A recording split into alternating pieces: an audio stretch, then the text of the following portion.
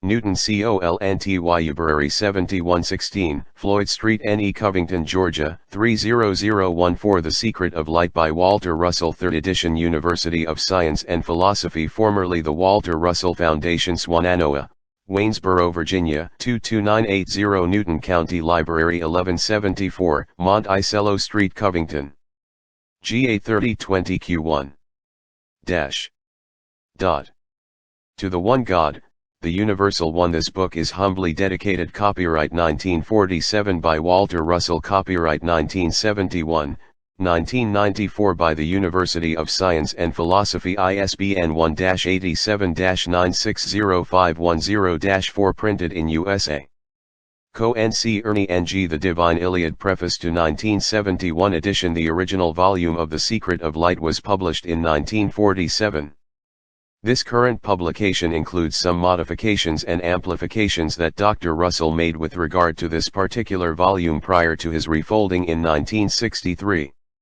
Since The Secret of Light was released by Walter Russell, our year's home study course in Universal Law, Natural Science, and Living Philosophy, and all of the other books listed herein have been written and released, for the world is now fully ready and in great need of the new and basic knowledge contained in all of these writings.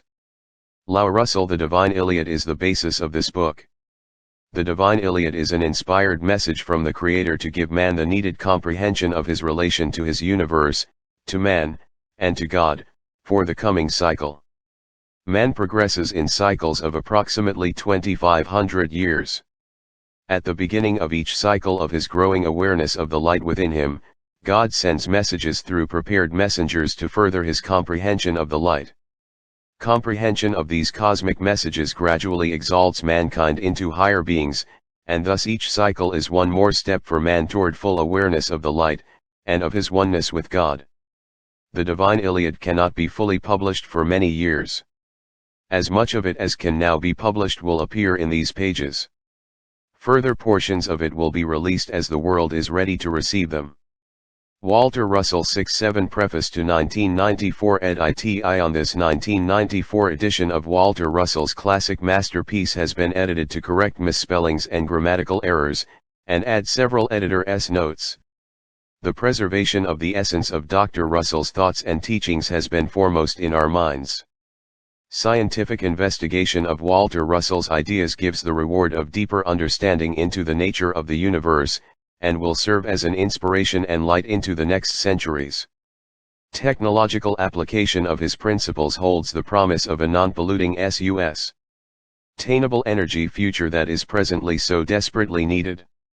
It is with great hope and expectation for humanity's greater comprehension and use of the Secret of Light that we offer this updated edition. 8. The Wave in the Wave lies the secret of CRENONXF. Author's foreword. Jesus said, "God is light," and no man of that day knew what he meant. The day is now here when all men must know what Jesus meant when he said God is light. For within the secret of light is vast knowledge yet unrevealed to man. Light is all there is, it is all we have to deal with, but we do not yet know what it is. The purpose of this message is to tell what it is. Today's civilization has advanced far in knowing how to deal with matter, but we do not know what matter is nor the why of it. Nor do we know what energy, electricity, magnetism, gravitation and radiation are. Nor do we know the purpose of the inert gases and what they are. Nor do we know the structure of the elemental atoms nor the gyroscopic principle which determines that structure. Nor are we aware of the fact that this is a two-way continuous universe of balance in all effects of motion and not a one-way discontinuous universe. Nor have we even yet heard of or suspected the most important of all principles in physics, the voidance principle and the mirrors and lenses of space which are the cause of illusion in all moving things. 11. RII. Author's foreword. Nor do we even consider the entire material electric universe to be the illusion which it is, there being no reality to it whatsoever. Nor have we the slightest inkling of the cause of curvature of space, nor the voidance of that curvature in planes of zero curvature at wave field boundaries. No one now knows how it is that crystals get their various shapes. It will amaze the world to know that those shapes of crystals are determined in space by the shapes of the wave fields which bound the various elemental structures. Nor have we the slightest conception of what constitutes the life principle, nor the principle of growth, nor the simultaneous unfoldment-refoldment principle which repeats all patterns in nature sequentially and records and voids them as they are repeated. Nor are we aware of that recording principle by means of which the Creator carries forth the sum totals of every sequential cycle in his unfolding and refolding universe unto the very end of its manifestations upon one planet and its beginning on a new one. Nor are we dynamically aware of the souls and seeds of things. These roots of universal repetition are now but metaphysical abstractions to religion and physical guesswork to science. Within the secret of light is the answer to all of these heretofore unanswered questions, and many more, which the ages have not yet solved. This revelation of the nature of light will be the inheritance of man in this coming new age of greater comprehension. Its unfoldment will prove the existence of God by methods and standards acceptable to science and religion alike. It will lay a spiritual foundation under the present material one of science.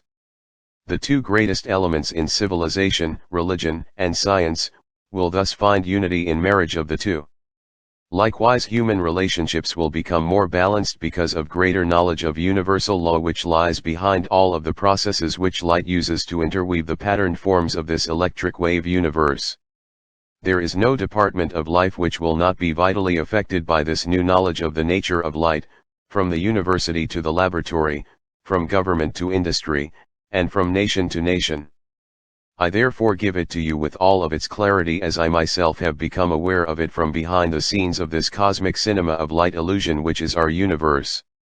1213 Walter Russell I. Other books by Walter Russell. The Message of the Divine Iliad Vol I. The Message of the Divine Iliad Vol II. A New Concept of the Universe. The Self-Multiplication Principle. The Secret of Working Knowingly with God. The Electric Nature of the Universe. The Sculptor Searches for Mark Twain's Immortality. The Fifth Kingdom Man. The Dawn of a New Day in Human Relations. The Immortality of Man. The Book of Early Whisperings. Your Day and Night. W. Walter Russell Co. Author with Lau Russell Home Study Course in Universal Law, Natural Science, and Living Philosophy. Scientific Answer to Human Relations. Atomic Suicide.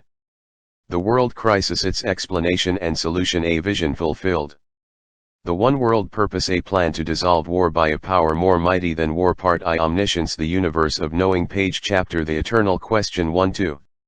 Creator and Creation. 12-3. Sensation and Consciousness. 22-4. Cosmic Consciousness. 27-V. Creative Expression. 31-6. Knowledge. 34-7. Knowledge versus Thinking. 38-8. Thinking versus Sensing. 9. Sensing binds all things. 50x. Function of the Brain. 56-61-65. Books by Lau Russell. God will work with you but not for you. Love. A Scientific and Living Philosophy of Love and Sex. Why You Cannot Die. Reincarnation Explained. Point 4-11. Electrical Awareness. 12. Instinct for Catalog. On additional books and teachings by Walter and Lau Russell, please write or phone, 13. Unconsciousness, Sleep and Pain. 71. 14. Motion Simulating Rest. 75. The University of Science and Philosophy. Swannanoa, P.O. Box 520, Waynesboro, Virginia 22980703942, 942-5161, 800-882. Love, 5683, Book Orders. 15. The Illusion of Change. 78. 16. The Senses Deceive. 83. 1789. Man's New Cycle. 15. Part 3. Part 2. Omnipresence, Omnipotence. The Universe of Power, Universe of Being. Postulates and Diagrams. Page Chapter L. Man's Two Supreme Illusions. 93-2. Genesis. 98 IIL. The Law of Balance. 106. 4. The Source of Power. 113. V. The SEXED Electric Universe. 118. VLSX Conditioned Opposites. 123. 713. 2. The Sex are a Productive Principle. 8. Electricity Defined. 9. The Two Electric Desires. 139. 144x. The U-Unfolding Refolding Principle. 148, XL. The Illusion of Attraction and Repulsion of Matter. 153, 12. Light. 160. 13. CYCLES. 173:14 weight 181:15 the source of solar energy 187:16 the life principle 196:16 dash equals dot s underscore dash I am the light, alone am. What am thou art? Thou art the light. Thou art one with me. The secret of light part I man may know me by desiring to know me is to be me. Through my light alone can man know me man is light when he knoweth that he is light. To a and comma our underscore dot n, 1, asterisk minus 31 I backslash. Dash, backslash. Alpo r. J. IICNIICT of ns1 li underscore 1 dot. Man is me when he knoweth that he is me all men will come to me in due time, but theirs is the agony of awaiting. Omniscience from the divine Iliad the universe of knowing FL2RI. Backslash chapter I the eternal question I.1j who am I? What am I? Why am I? Whither am I bound? What is my relation to the universe, to man, and to God? What is truth? How am I to know truth? Whence cometh my power? What is the source of my power? How am I to find balance? In my dealings with my fellow men, how am I to know that balance in our interchange which will enrich both him and me? Countless are the religious teachings, and many are the commandments to goodness, but goodness is still veiled from my eyes like a thick mist which hides thy light which I vainly seek. I stumble in its darkness. Unbalanced I fall. 0 Thou unseen one, tear from my eyes the blinding veil which hides the path to thy light, that I may find my way to thee, that is the cry of the ages. 1I, the secret of light the eternal question that is the unanswered question which is arising from the heart of this awakening generation. Civilization progresses in cycles. New comprehension periodically transforms mankind into higher beings. A new cycle of 3,000 years duration is now in its birth throes. God's omniscience, omnipotence, and omnipresence are centered in the consciousness of every man, but few there are who know of the oneness of their self-soul with the universal self-soul. Man requires many millennia to begin to be aware of that. Each cycle of Jatan brings him nearer to his awareness of his oneness with the light of his self-source. Man lives in a bewildering complex world of EFFECF of which he knows not the cause. Because of its seemingly infinite multiplicity and complexity, he fails to vision the simple underlying principle of balance in all things. He, therefore, complexes truth until its many angles, sides, and facets have lost balance with each other and with him. Truth is simple. Balance is simple. Rhythmic balanced interchange between all pairs of opposite expressions in natural phenomena, and in human relations, is the consummate art of God's universe of light. It is also the law. In this one fundamental universal law lies the balanced continuity of all creative expression in God's electric wave universe of two conditioned lights in seeming motion which record God's one whole idea of creation into countless seemingly separate parts of that whole idea. The great unanswered question of man has a simple answer. The silent voice within every man is ceaselessly whispering it to his awakening consciousness. Every desire written upon the heart of man is carried to the source, and its answer will come, but few there are who ask comprehensively and fewer still who hear. Many are the ages of preparation for worthiness to hear it, for man's consciousness is insulated from his source by the sensations of his electrically conditioned body which he wrongly thinks of as being his mind and his personal self. What he calls his objective human mind is but the seat of electric sensations of his body. What he mistakes for thinking is but an electric awareness of things sensed and recorded within the cells of his brain for repetitive usage through what is termed memories. Memories have no more relation to knowledge of universal mind which is in man than Victrola records are related to the source of their recordings. What he thinks of as his living body is but an electrically motivated machine which simulates life through 2-3 the voice within, the secret of light the eternal question motion extended to it from its centering self-soul which alone lives and wills the body to move. What he calls his subjective mind is his consciousness, his spiritual storehouse of all knowledge, all power, and all presence. That consciousness is his self, his eternal self through which his omniscience, omnipresence, and omnipotence are expressed as he slowly becomes aware of their presence within him. The electrically oscillating nerve wires which operate his bodily mechanism act almost entirely through automatic reflexes and instinctive control, and to a very little extent through mental decisions. Each cell and organ of his body has an electrical awareness of its purpose, and each fulfills that purpose without any mental action whatsoever upon the part of the intelligence which occupies that body. The heartbeat, for example, is purely automatic.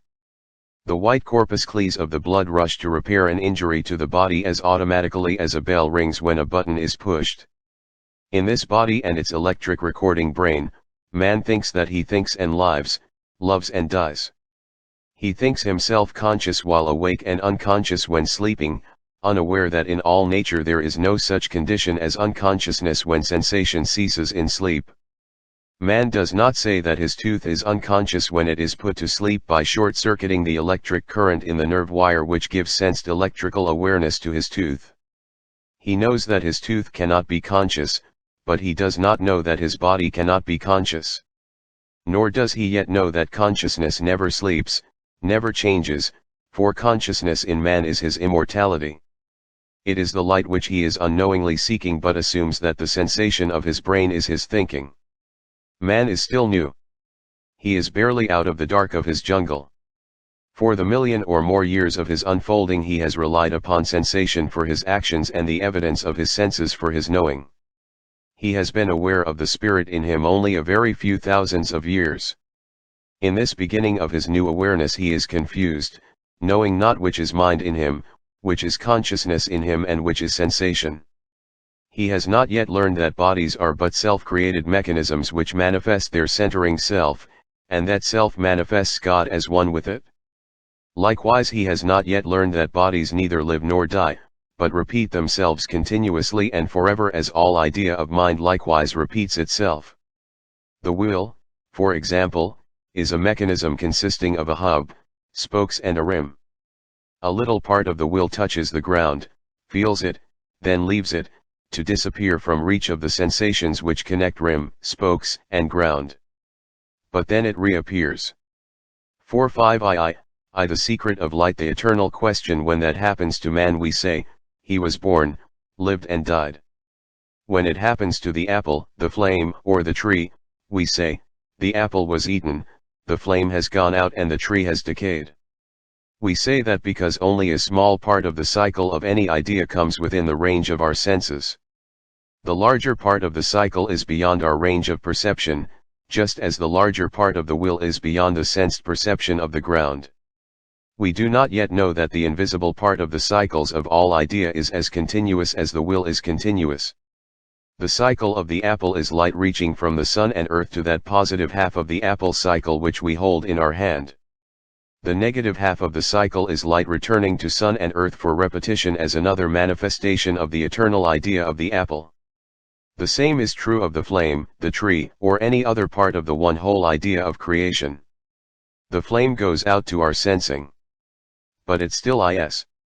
Likewise the tree, the forest, mountain, planet, and nebula of the far heavens appear, disappear and as surely reappear. Likewise man appears to disappear and reappear again and again in countless cycles to express eternal life of the spirit in eternal repetitions of that part of the man cycle which the body of man can sense. Man never dies. He is as continuous as eternity is continuous. Jesus rightly said that man shall not see death, for there is no death to see or to know. Likewise the body of man does not live, and having never lived it cannot die. The spirit alone lives. The body but manifests the spirit. That which we think of as life in the spirit of man manifests itself by willing the body to act. Actions thus made by the body under the command of its centering soul have no motivative power or intelligence in themselves, they are but machines motivated by an omniscient and omnipotent intelligence extended to them. These things we do not yet know, for man is in his infancy. He is but beginning to know the light. 6.7b Forever transformed man is forever seeking the light to guide him on that long tortuous road which leads from his body's jungle to the mountain top of his awakening soul. Man is forever finding that light, and is being forever transformed as he finds it. And as he finds it he gradually finds the self of him which is the light.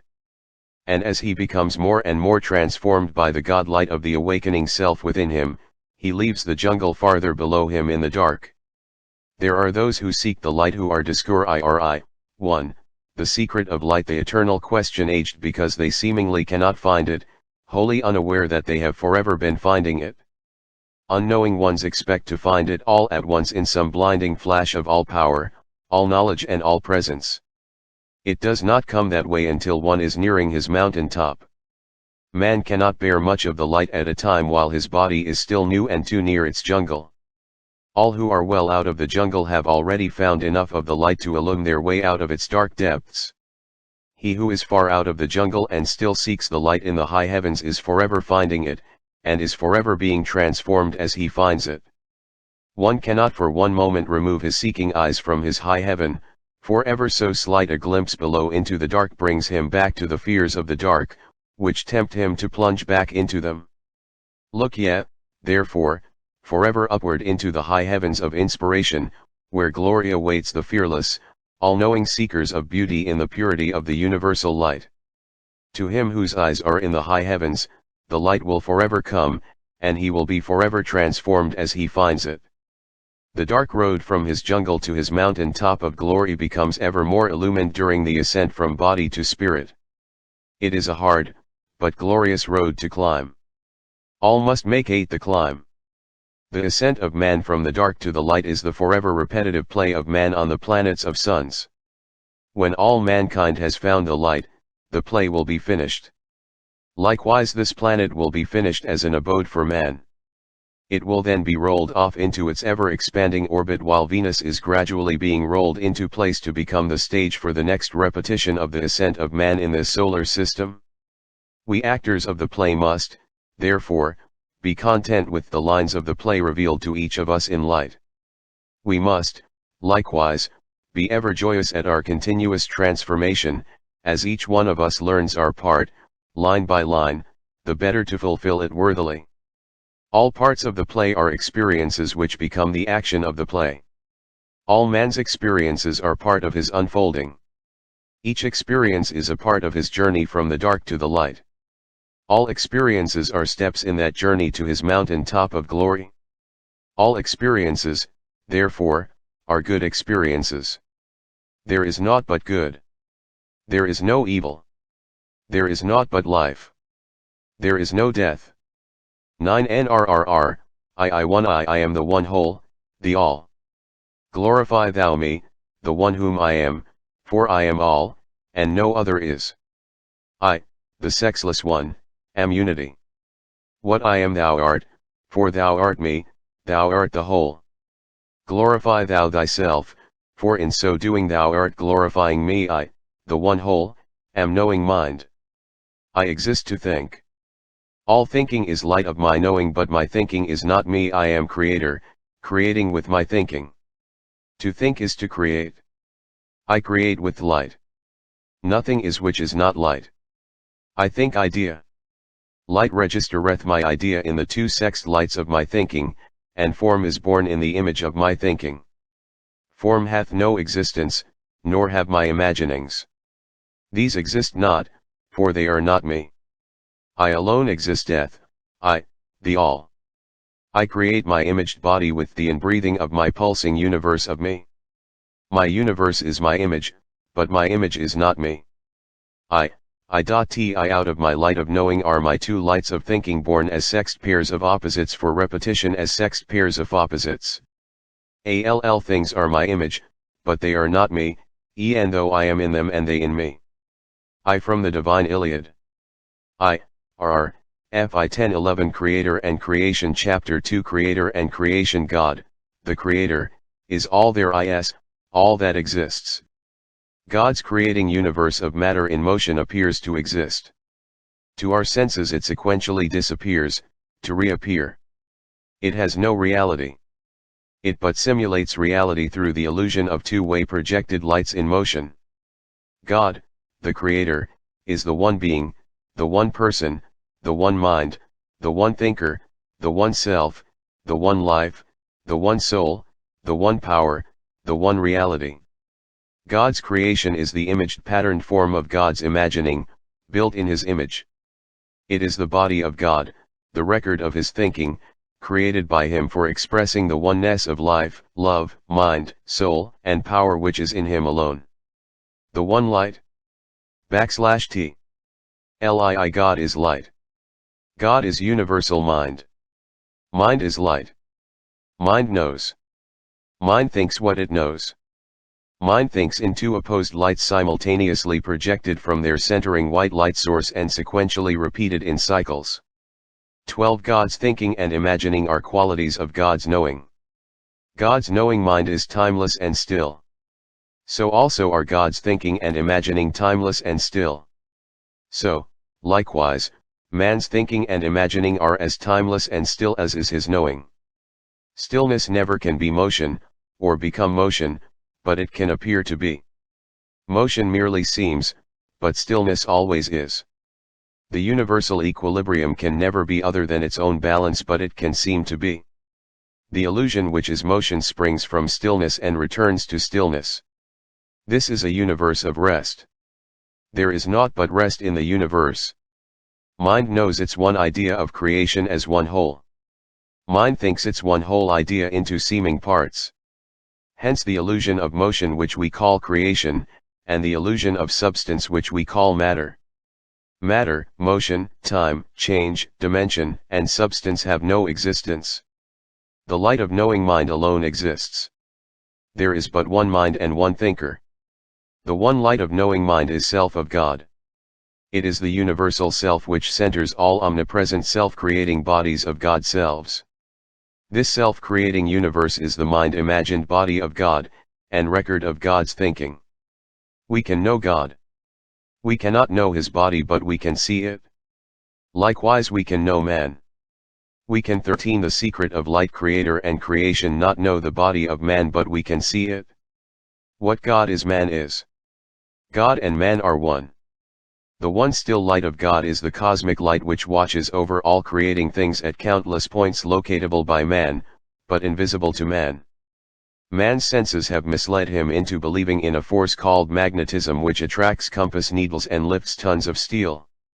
These phenomena of motion are due to electricity and not to magnetism. The cosmic light is absolutely still. It neither attracts nor repels. We now need to comprehend the nature and purpose of the magnetic poles of suns, planets and all other moving extensions of the one light. Likewise, we need to know the nature and purpose of the two electric workers which interweave this light mirage of seeming motion and dissolve it sequentially for rebuilding. This will give a foundation of knowledge to man which will enable him to see behind the illusions which deceive his senses. The time has come in the history of man's journey from his material jungle to his spiritual mountain top when it is imperative that he must live more and more in the cosmic light universe of knowing, and less in the electric wave universe of sensing. Man must know that his power lies in the stillness of his centering self and not in the motion by means of which he manifests that stillness. He must know that his self is God in him. Also he must know gradually the dawning awareness of the cosmic light of God in him, for with it comes an awareness of his purposefulness in manifesting the light and the power to manifest it. Man must now know the universe of God for what it is instead of what his senses have made him believe it to be. Also, he must know that this forever creating universe which seems so real to him is but a cosmic cinema, conceived by the master playwright. It is but an electrically projected, spectrum-colored light and sound wave motion picture play of cause and effect thrown on the black screen of imaged space and time. 1415 Our seeming duality. We seemingly live in two universes, the still cosmic mind universe of knowing and the moving thought-off mind rhythmic wave universe of sensing. We cannot sense the cosmic universe of God's knowing, nor can we know the thought wave universe of God's thinking. The cosmic mind universe of the one light of all knowing is all that is.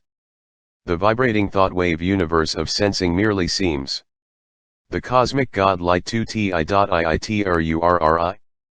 The secret of light creator and creation. The cause is real. The effect is but a simulation of the reality. The self of man is cause. His self-creating body is effect. God's universe of magnetic light is static. God's perpetually creating electric wave universe of two moving lights is dynamic. It forever moves. The two moving lights are projected through each other from the static one to create the illusion of the idea they but manifest. The illusion which manifests the idea of creation through seeming motion is not the idea which it seemingly manifests. Creation is the product of mind knowing expressed in form by mind thinking. The product of mind is not the idea which it simulates. No idea of mind is ever created. It is but simulated by form and motion. Idea is eternal and belongs to God's still universe of knowing. Form of idea in matter is transient but is eternally repeated as transient form of idea. The negative principle Ti, quality begets quantities. The foundation of the spiritual universe is stillness, the balanced stillness of the one magnetic light of God. Balanced stillness is the positive principle of stability and unity. In it there are no negations. The still magnetic light universe of God's knowing is an invisible, unchanging, unconditioned, and unmeasurable quality from which visible, changing, conditioned and measurable quantities spring to simulate those qualities through two-way wave mode EM. There is no one word in any language to express that quality, so we must use many words, all having the same meaning but different connotations. 1617 The positive principle Tii, the foundation of the physical universe is motion, the ever-changing motion arising out of pairs of unbalanced conditions which must forever move to seek the balanced stillness of unity from which they sprang as multiple pairs of units. Unbalanced motion is the negative principle of instability, multiplicity, and separateness, which is this physical universe of electric octave waves of opposed lights. In the negative principle there is no positive. It is composed entirely of pairs of negations which are forever void, ng each other, cancelling each other's action and reaction, thus negating each other by never allowing either one to exceed its fixed zero of universal stillness. Fitii, the secret of light, creator and creation. These words are mind, consciousness, love, life, truth, desire, knowledge, power, balance, and law. The God quality of the one light is seemingly transformed into quantities by being divided into pairs of oppositely conditioned light pressures of this electric universe.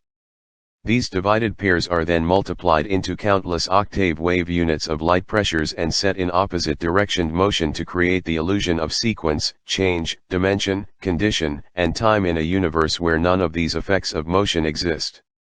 The calm sea, for example, is an unchanging, unmeasurable quality of oneness, of sameness, and stillness. Upon its calm surface there is no change, nothing to count or to measure. The moment that quantities of waves spring from that quality of calm, those quantities can be measured. Likewise, they are forever changing. Nor are there 2 points in them which are similarly conditioned. This creating electric universe is composed of moving light waves which sprang from a calm sea of the one still light. It is a universe of moving pairs of quantities which simulate the quality of stillness from which those quantities spring. The quantities of divided and conditioned pairs of opposite lights which thus simulate the one are not the one they simulate. The Creator is one mind indivisible. Creation is one whole idea of mind divided into countless simulated ideas of mind, through motion. The simulation of idea thus expressed is not the idea that it expresses. Parts of the one whole idea are only seeming. There are no two separate or separable things in the universe. There is but one whole simulation of the one whole idea. Everything that is of everything else that is. All things are indissolubly united. From the divine Iliad, every happening anywhere happens everywhere. The milkweed fluff floating lazily in the summer sky affects the balance of the whole universe of suns and galaxies. Every part of the universe moves in interdependent unison as the wheels of a watch move in unison. The watch wheels are geared together mechanically. The rhythmic wave universe is geared together electrically. The entire universe is one and must be kept in balance as one. Changes of condition in any one part are simultaneously reflected in every other part, and are sequentially repeated in it. RTI 1819 Say thou these things in words of man's knowing, for, verily I say, I am within all things, without all things, and involved in all things, for I am everywhere. All things are omnipresent, for all things extend from mind of me, and I am omnipresent. All omnipresent things are omniscient, for I am within them, and I am omniscient. When man's consciousness telleth him of my presence within and without him, he will then know all things, for I know all things, and I am he. All thinking things manifesteth all power when consciousness within them recognizeth their omnipotence. Until then, things are naught but things, manifesting me not, being but blank slates upon which to write my mighty thoughts for blind eyes. 24 I am omnipotent. I give all power to him who asketh, but no one may ask of me who is not aware of me. See thou to it that man well knoweth that, and manifest thou thyself that principle of power in thine own works. For I say to all the imaged forms of my imagining, that power lieth in them to manifest the balanced light which centereth them, by making the one light appear as two unbalanced lights which interchange sequentially but equally. And again I say that all things which man senseth are but waves of dual light which record my electric thinking in the imagined forms of my imagining. And also I say that the imagined forms of my imagining have no being, for I alone have being. From the Divine Iliad 21 R Sensation and Consciousness Chapter 3 Sensation and Consciousness. God is consciousness. Consciousness is static. Consciousness is the knowing of mind. Knowing is static. Consciousness is the spiritual awareness of being, of all knowing, all power and all presence. Thinking is electric. God's thinking is expressed by two-way moving wave extensions from consciousness, like a lever swinging upon a fixed fulcrum, or like waves extending from the calm sea. Thought expression is dynamic. Thinking belongs to the electrically sensed and conditioned vibrating universe of motion. Thinking is the motionless principle in light which creates the illusion of motion. The self of man belongs to the static, invisible, conscious, unconditioned universe of knowing. We express knowing in the dynamic, visible, electrically conditioned universe of sensation. Sensation is the electrical awareness of motion simulating the spiritual qualities of the one idea by creating imaged quantities of separate forms which seem to have substance. 22 Consciousness is real. Sensation simulates reality through motion of interchanging lights, but the mirage of a city is not the city it reflects. Confusion and misunderstanding as to whether we are thinking consciously from knowledge or sensing electrically from memory records stored in our brains have led us to the necessity of distinguishing between the two by the common usage of such terms as the human mind and mortal mind. We know full well, while using them, that there is but the one mind of the one living God of love. The universal mind centers every particle and mass in this universe, animal, vegetable, or mineral, electron, atom or sun.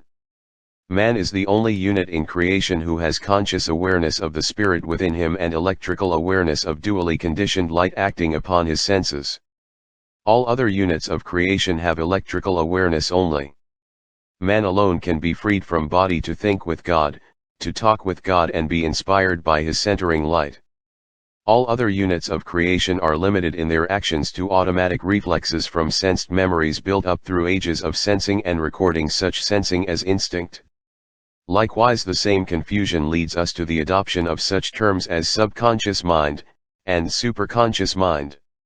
23 The secret of light sensation and consciousness. There is but one mind functioning universally within all creating things, and that one mind is not stratified nor divided into the more or less. There are no differing conditions of the one mind, nor are there different kinds of minds. This is a creating universe, not a created one.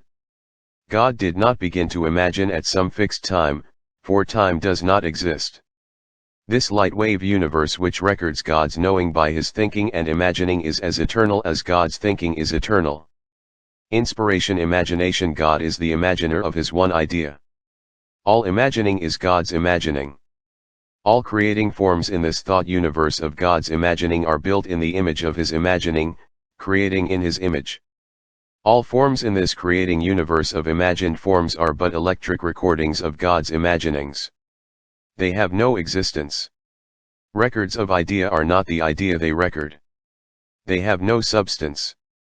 They are but black and white lights of sun-centered wave fields of space assembled in vibrating systems to simulate substance in an objective universe which is not, but seems to be. God's imagining never began and will never end. It was not created at some remote past time by some vast cosmic event, as commonly believed. Nor is it condemned to a heat death by expansion into nothingness. Inspiration is the language of light which man uses to talk with God. Inspiration is that deep awareness of the consciousness of being which differentiates the genius or mystic from the being of average intelligence. Inspiration in man is accompanied by an intense mental ecstasy which is characteristic of all who become intensely conscious of their closeness to God. Inspired geniuses forget their bodies while deeply conscious of their existence as holy mind. Their bodies, thus forgotten, act almost automatically in obedience to instinct and cell memory reflexes. Inspired geniuses translate God's knowing into words of man for the soul of man. They uplift all mankind by rain-spearing all who listen to their ecstatic words and rhythms. He who attunes his heart to the messages of genius purifies himself. No impurity can there be in his heart, for verily he then is in communion with the Holy One. 24:25, // For man alone of all my creating things hath begun to hear my whisperings. Since his beginning my still small voice hath whispered within him that I am he and he me, but even now barbaric man on thy small new world heareth dully, and maketh idols which he treasures before me, for he is still new. He is still but in the ferment of his early brewing. For I say, that all things which flowed from life of me have life of me flowing through them, e'en to the least of these, but, I say, that e'en though my light of immortal life flowed through those mortal symbols of my thinking, it toucheth them not in its passing. When they shall know the light of me in them, then they shall be me and I them. From the Divine Iliad 26. Cosmic consciousness beyond the genius is the mystic. The mystic is one who has attained cosmic consciousness by a complete severance of the seats of consciousness and sensation. He is then almost totally unaware of his body and is totally aware of the light of God sent ridg him. Omniscience comes to him in that timeless blinding flash of light which is characteristic of a complete severance. This experience was described in the Illumination of St. Paul. Every timeless flash of intense inspiration which comes to any man is a partial illumination, for inspiration is the manner in which new knowledge comes to man from the cosmos. Of all mystics, Jesus was the outstanding example of all time. He was the only one in all history to have known complete cosmic conscious unity with God. The Bible refers to cosmic conscious experience as the illumination or being in the light or in the Spirit. In all history less than 40 cases of partial cosmic consciousness are known, and probably not more than 3 of these anywhere nearly approached the complete 27. The secret of light state of illumination experienced by the Nazarene. Cosmic consciousness is the ultimate goal of all mankind. All will know it before the long journey of man is finished, but there are many in this new age just dawning who are ready for it in part, if not fully. Many desire it fully, but it is best that it come bit by bit, for the complete severance is very dangerous. The ecstasy of this supreme experience is so great that one does not wish to come back. The power of severance of soul from body is within easy accomplishment, but to step back into the body is very difficult. The way to gradually attain cosmic consciousness is to intensify one's conscious awareness by much aloneness and companionship with God while manifesting Him in every moment and in every task of life. Moment by moment companionship with God brings with it so great a realization of oneness with Him that the transformation into that full realization of unity is apt to take place at any time. The deterrent to cosmic consciousness is the feeling that God is far away instead of being within, and that we can reach that far away God only through sources outside of ourselves. 28. He who would interpret the rhythm of me in art must walk his path in ecstasy, undivert by deviations, that he may see me only and hear naught but me. Say thou to man these words, I am the source of inspiration. To him who seeketh inspiration through me, I say, learn thou to walk my path strongly in the light, for in the dark thou canst not find thy way to me. The path to me is light, and by it thou canst well see thy way to me. I am the soul of art. To him whose soul would touch my soul, and feel the heartbeat of its mighty rhythm, I say, in so far as thou knowest thyself as light, shalt thou know me as light. 29 I am beauty. In beauty must man be born anew.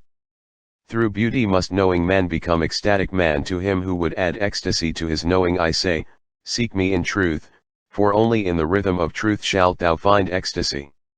Verily I say, the creations of ecstatic man are my creations, for they are balanced things, and I am balance.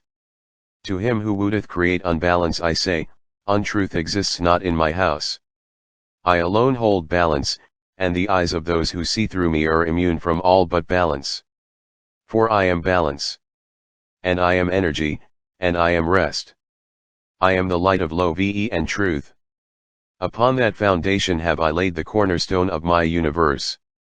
From the DMNE Iliad 30 Chapter V. Creative expression. Inspired man alone can create enduring things. To create we must first conceive. To conceive we must stop thinking and know. All sensing must cease. There is no power in thinking. Thinking but expresses the power which lies in knowing. We must project ourselves into the still light of knowing to commune with God. We must become one with God to conceive idea in order to produce the form of that idea. A concept must precede its manifestation in form. The culture of the entire race is given to it by the few inspired ones who know God in them. They alone know immortality. The art of a civilization long outlives the civilization. The pyramids of Egypt still speak of the creation of a race which is long gone from nigh the face of the earth. The sculptural and architectural beauty of Greece still tell us of a type of creative genius which has never been excelled. The great in the arts are few. Art alone endures. All else passes. Great art can be created only by working moment by 31. The secret of light moment with God as co-creator. When man and God thus work together they commune one with the other as one person. The language of their communion is the language of light which man calls inspiration. When man works alone, his works are as the winds which blow. When man works with God as co-creator, his works are forever enduring. Every great genius manifests this law, that he is one with the God mind, that God in him is the source of every thought and that he is inspired by that omniscience and omnipotence within him which make his work enduring.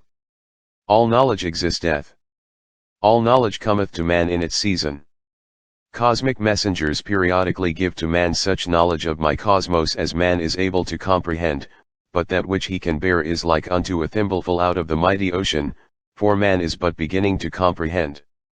When man knoweth light then he will know no limitations, but man must know the light for himself and none there can be who can make words of it, for light knoweth light and there need be no words. From the Divine Iliad 32-33, Knowledge Chapter 6. Knowledge is cosmic. It belongs to the still light of the positive principle.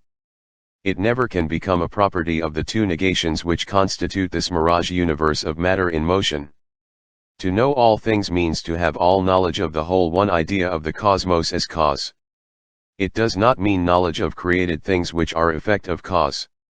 The whole cosmic idea is simple. It can be known by anyone of average intelligence. Its bewildering complexities lie in effect of cause. Man cannot know transient effect. He can know cause only. He can but comprehend effect. Man cannot know a sunset sky, for example, but he can comprehend it if he knows its cause. Knowledge is, therefore, limited to cause. All knowledge exists. All mankind can have it for the asking.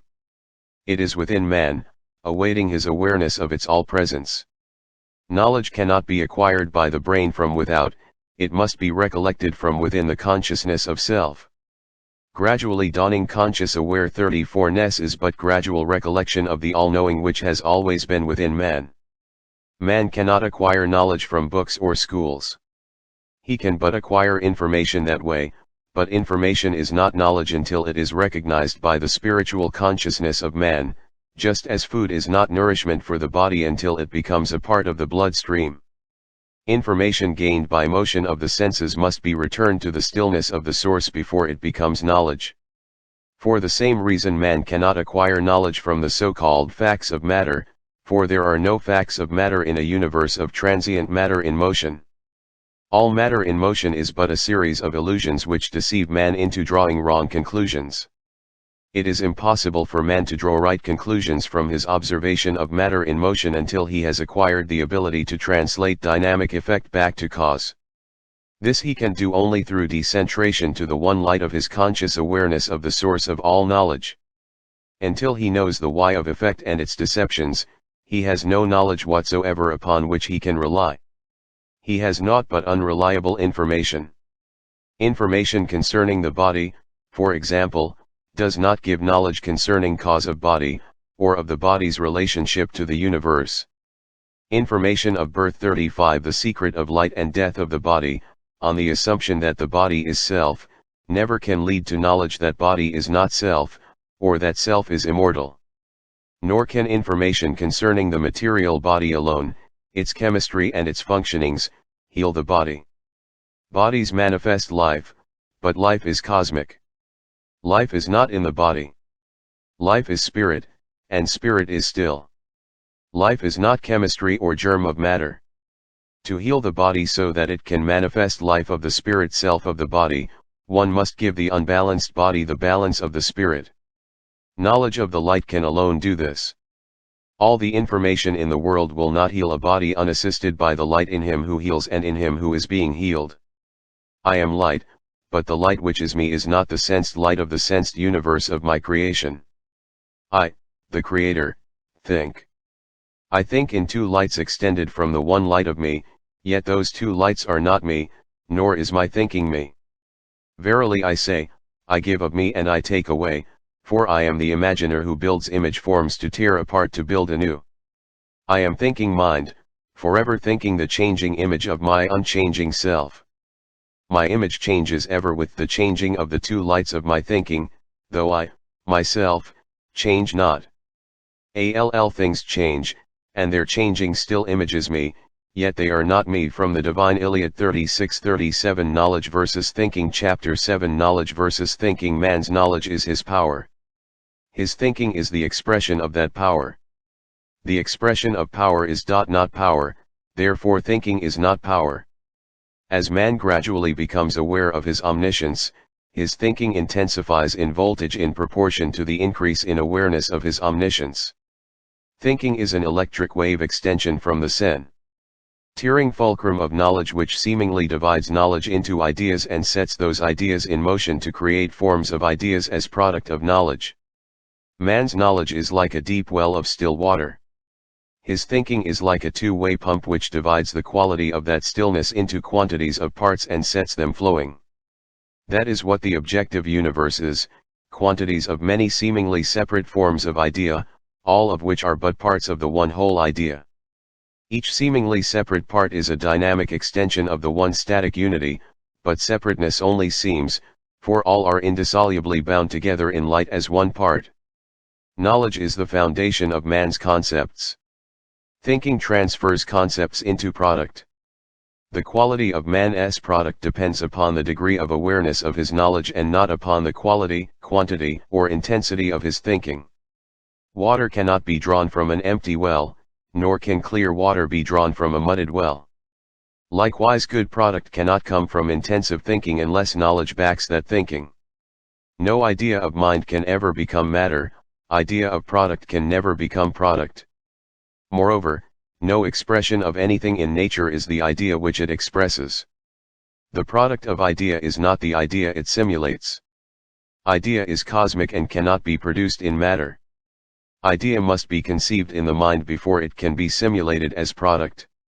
Conceptions belong solely to the magnetic God-light and never become matter. A lever, for example, moving upon its fulcrum, expresses the idea of power by motion, but the idea of power is in the still fulcrum source of power. It is not in the moving lever.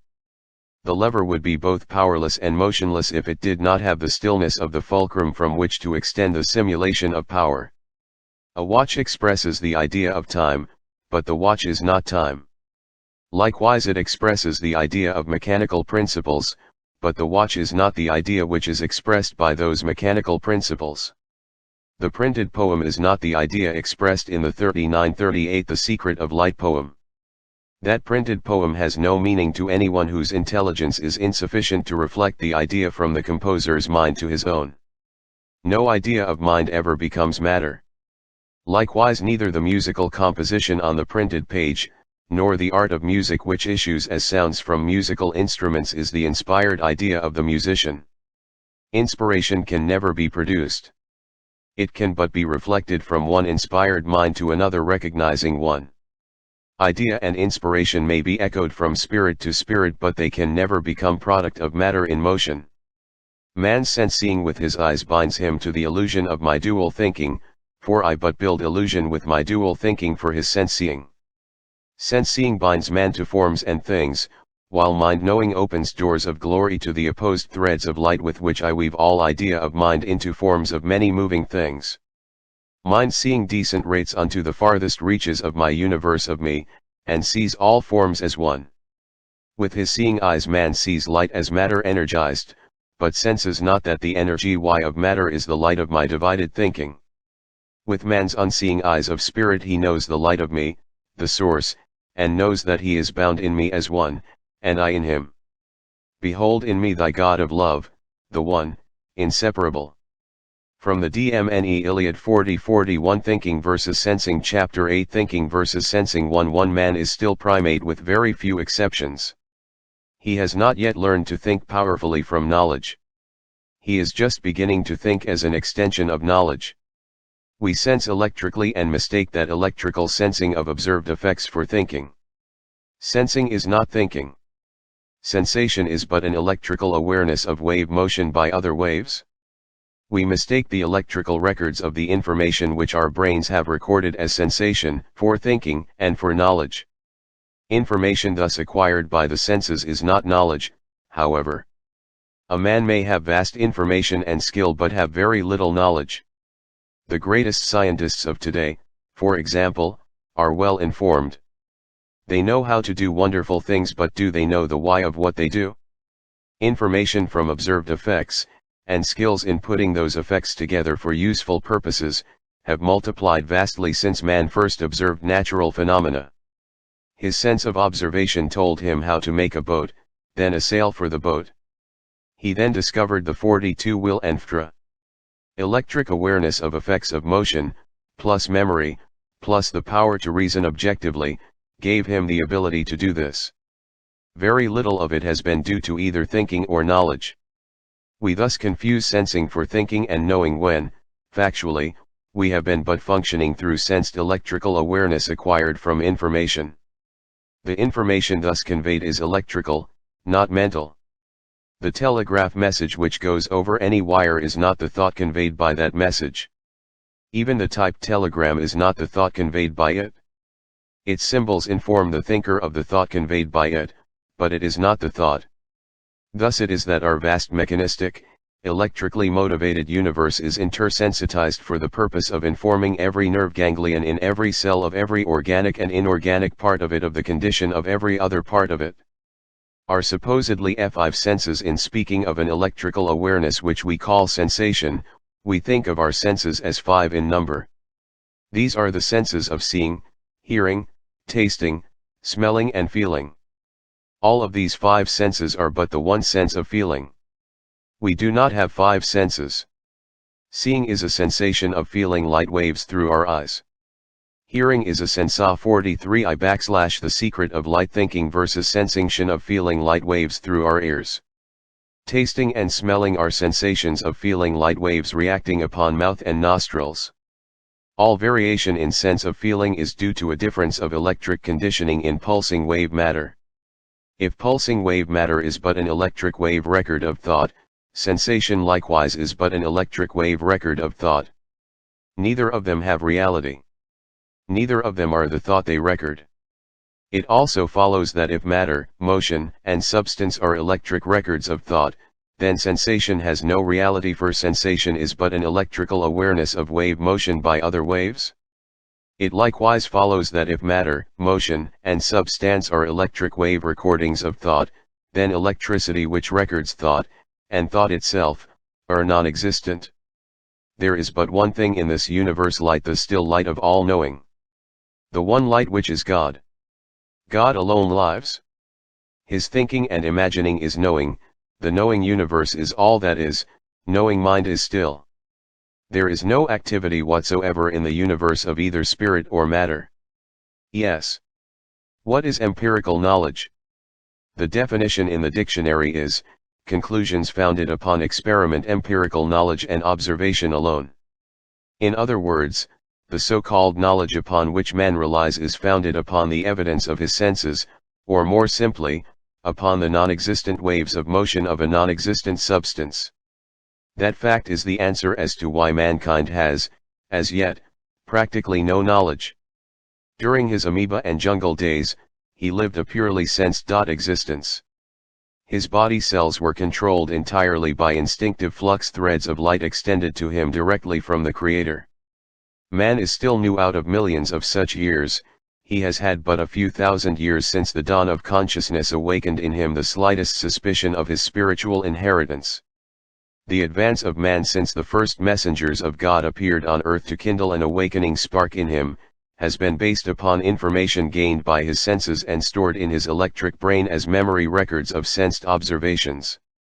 These observations he has sewn into sensed conclusions by an electrically sensey. Man's present civilization is erected upon the foundation of empirical knowledge obtained through his sensitized brain. All of such conclusions which are based upon the evidence of senses have within them the elements of Decep 44-45-1, the secret of light thinking versus sensation, which characterize all effects of motion in this three-dimensional universe of illusion. Man is aware of some of these illusions, such as those of perspective. He is aware of the fact that railroad tracks do not meet upon the horizon, but he is not aware of the fact that all effects of motion are not what they seem to be. He is thus misled into forming conclusions which have no relation to nature whatsoever. One can have no knowledge of effect, for all knowledge lies in cause. Our new fundamental laws and principles must be based upon knowledge of cause. Has no weight in respect to anything else in the universe. Every orb in the heavens is in perfect balance with every other orb. LAWS based upon illusion to Newton, for example, confessedly did not know what gravitation was, yet wrote laws concerning it based upon his observation as to what gravitation did to an apple. Also, he concluded that the moon would fall upon the earth if it were not for its motion. He even proved this mathematically, not being aware of the fact that those same mathematical formulae would apply to every satellite, planet, and star in the heavens, as well as to every electron in every atom, none of which are falling into their primaries. Observers in natural phenomena are still calculating the age of the universe and weight of the earth. The universe is ageless. It had no beginning. Likewise the earth. 46 Messengers of the light. What little knowledge man has acquired during these last few thousand years has been given to him by the very few geniuses, prophets, mystics, and other messengers of the light who have come to inspire mankind with their inspired knowledge. From these rare few, the beginnings of our culture have sprung. Without them there would be no understanding of beauty in the world. Without beauty man would still be barbarian. Through beauty alone will he gradually become consciously aware of his oneness with the light. When man knows the light he will know all things. Today that light is so dim in all mankind that no one has as yet fathomed the secret of light, or of gravitation, radiation, electricity, growth, life, reincarnation or the wave. The day has now dawned when he will know these things. This is man's inheritance for this new age. 47 Behold in me the one light from which a seeming two lights appear as pairs of rhythmically interchanging opposites. These are my light messengers. They are my workers which build my imaged forms and give them back to me devoid of form. They are the pulsing heartbeat of my body, the makers of forever borning cycles of my imagining in forms of things. The two are equal halves of one. They never can become one. They forever interchange to simulate a balanced unity which they never find, for they never can be aught but two. From me one light extendeth to give form to my imaginings, and give them full speed to simulate eternal life in them which is in me. The other light dissolveth that form and giveth it back to me unquickened for resurrection in my rest to repeat my imaginings. Say thou, therefore, that life is eternal in man through eternities of resurrections of him in me. And say thou, also, that his resurrection is his own, for he is one with me. Thus is my imagined dual light universe born, dissolved, and reborn, concentrated, decentrated, and reconcentrated, integrated, disintegrated and reintegrated forever and forever in my imagined universe of imagined time and space. And, behold, each of my pairs of opposite expressions of me are reborn through me as the other one. Again I say, there is naught but rebirth in me. There is no death. Go thou and tell to man that both life and death are but mirrors of each other which becometh each other in their forever interpassing through each other to their still fulcrum in my knowing, from which both sprang into seeming being to record the imaged forms of my thinking. From the divine Iliad 48-49 Sensing binds all things, motion itself is illusion. T. Chapter 9 Seeming separateness 1, I. Sensing binds all things. The electric intersensitizing of the two pulsing light extensions of the one still light is for the purpose of recording thought patterns in matter. Mind knows but one idea as a whole. Thought is idea taken apart and patterned as separate idea. Thought is patterned idea electrically expressed and electrically recorded in matter by its two pulsing, interchanging lights. This universe of matter in motion is but the electric record of thought. The process of recording is to take the one undivided universal idea apart and express it as many seemingly divided parts. This gives form and multiplicity into many seeming parts and things of a universe of but one thing. Electricity is the servant of the God mind. Electricity expresses the desire in the God mind for creative expression by seemingly dividing the one still light into transient waves of spectrum divided positive-negative colors of light. This entire universe of seeming substantiality consists solely of transient light waves in seeming motion. All pattern thought creations of God or man are the interweavings of the spectrum colors of the two electric opposites of light waves into the patterned designs of those thoughts. Creation might be likened to the tapestry weaver who knows the one idea as a whole, then thinks it into parts, then records those parts by interweaving their spectrum colors into the many forms which, together, manifest the whole idea. To exemplify our meaning, consider any one part of the whole idea of creation. Iron, for example. Iron is a separate part of the whole. We think of iron as a hard, cold metal with certain properties which make it possible for us to manufacture it into many products. When iron is in its frozen condition, we do not think of it as light, but we can photograph by it if we heat it to incandescence. Not only is it then light, but all of the properties which make it available to us as iron have then gone out of it. It is as though the divine tapestry weaver had unwoven all the threads of the idea of iron and sorted them into their spectrum colors, thread by thread. The physicist can tell you what element those threads 5150, I. The secret of light sensing binds all things of light would be if frozen. Upon looking at them, he would say, that is iron. But it would not be the form of iron as we know it. It would be the formless idea of iron as the sun knows it. Likewise all moving extensions of the one still light, as manifested in the white light of suns arid the black light of their surrounding space, are but extensions of one source. There is no separateness. All idea is still in the incandescent sun is all idea that earth knows. The idea of the apple of earth is in the sun, likewise the wood of the tree and the violet in the meadow. Likewise the cool earth is there, with its rivers and mountains. All idea is one idea in the light of the sun. The light of the sun is never divided into its many seeming separate ideas until it is electrically extended from the sun and those extensions electrically echoed back to it. The sun is a crucible which melts all ideas into one, then sets them out into space to cool and separate into many units of that one. Likewise idea of mind never becomes the many ideas of creation until electricity divides that one idea into many separate parts. The one light cannot be divided, but extensions of the one light can appear to divide it. The spots of sunlight upon the cathedral floor are many, but they are all extensions of the one light of their source in the sun.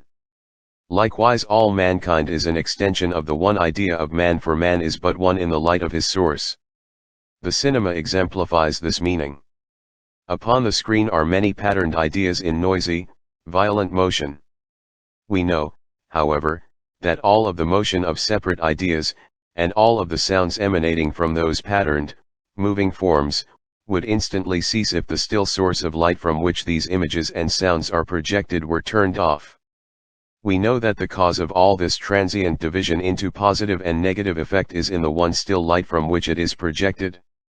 We know that the sounds we hear emanate from that stillness, yet we seem to be totally unaware of the fact that all of our pulsing universe is but an extension of one still light of universal mind, projected through positive and negative light upon the universal screen of space.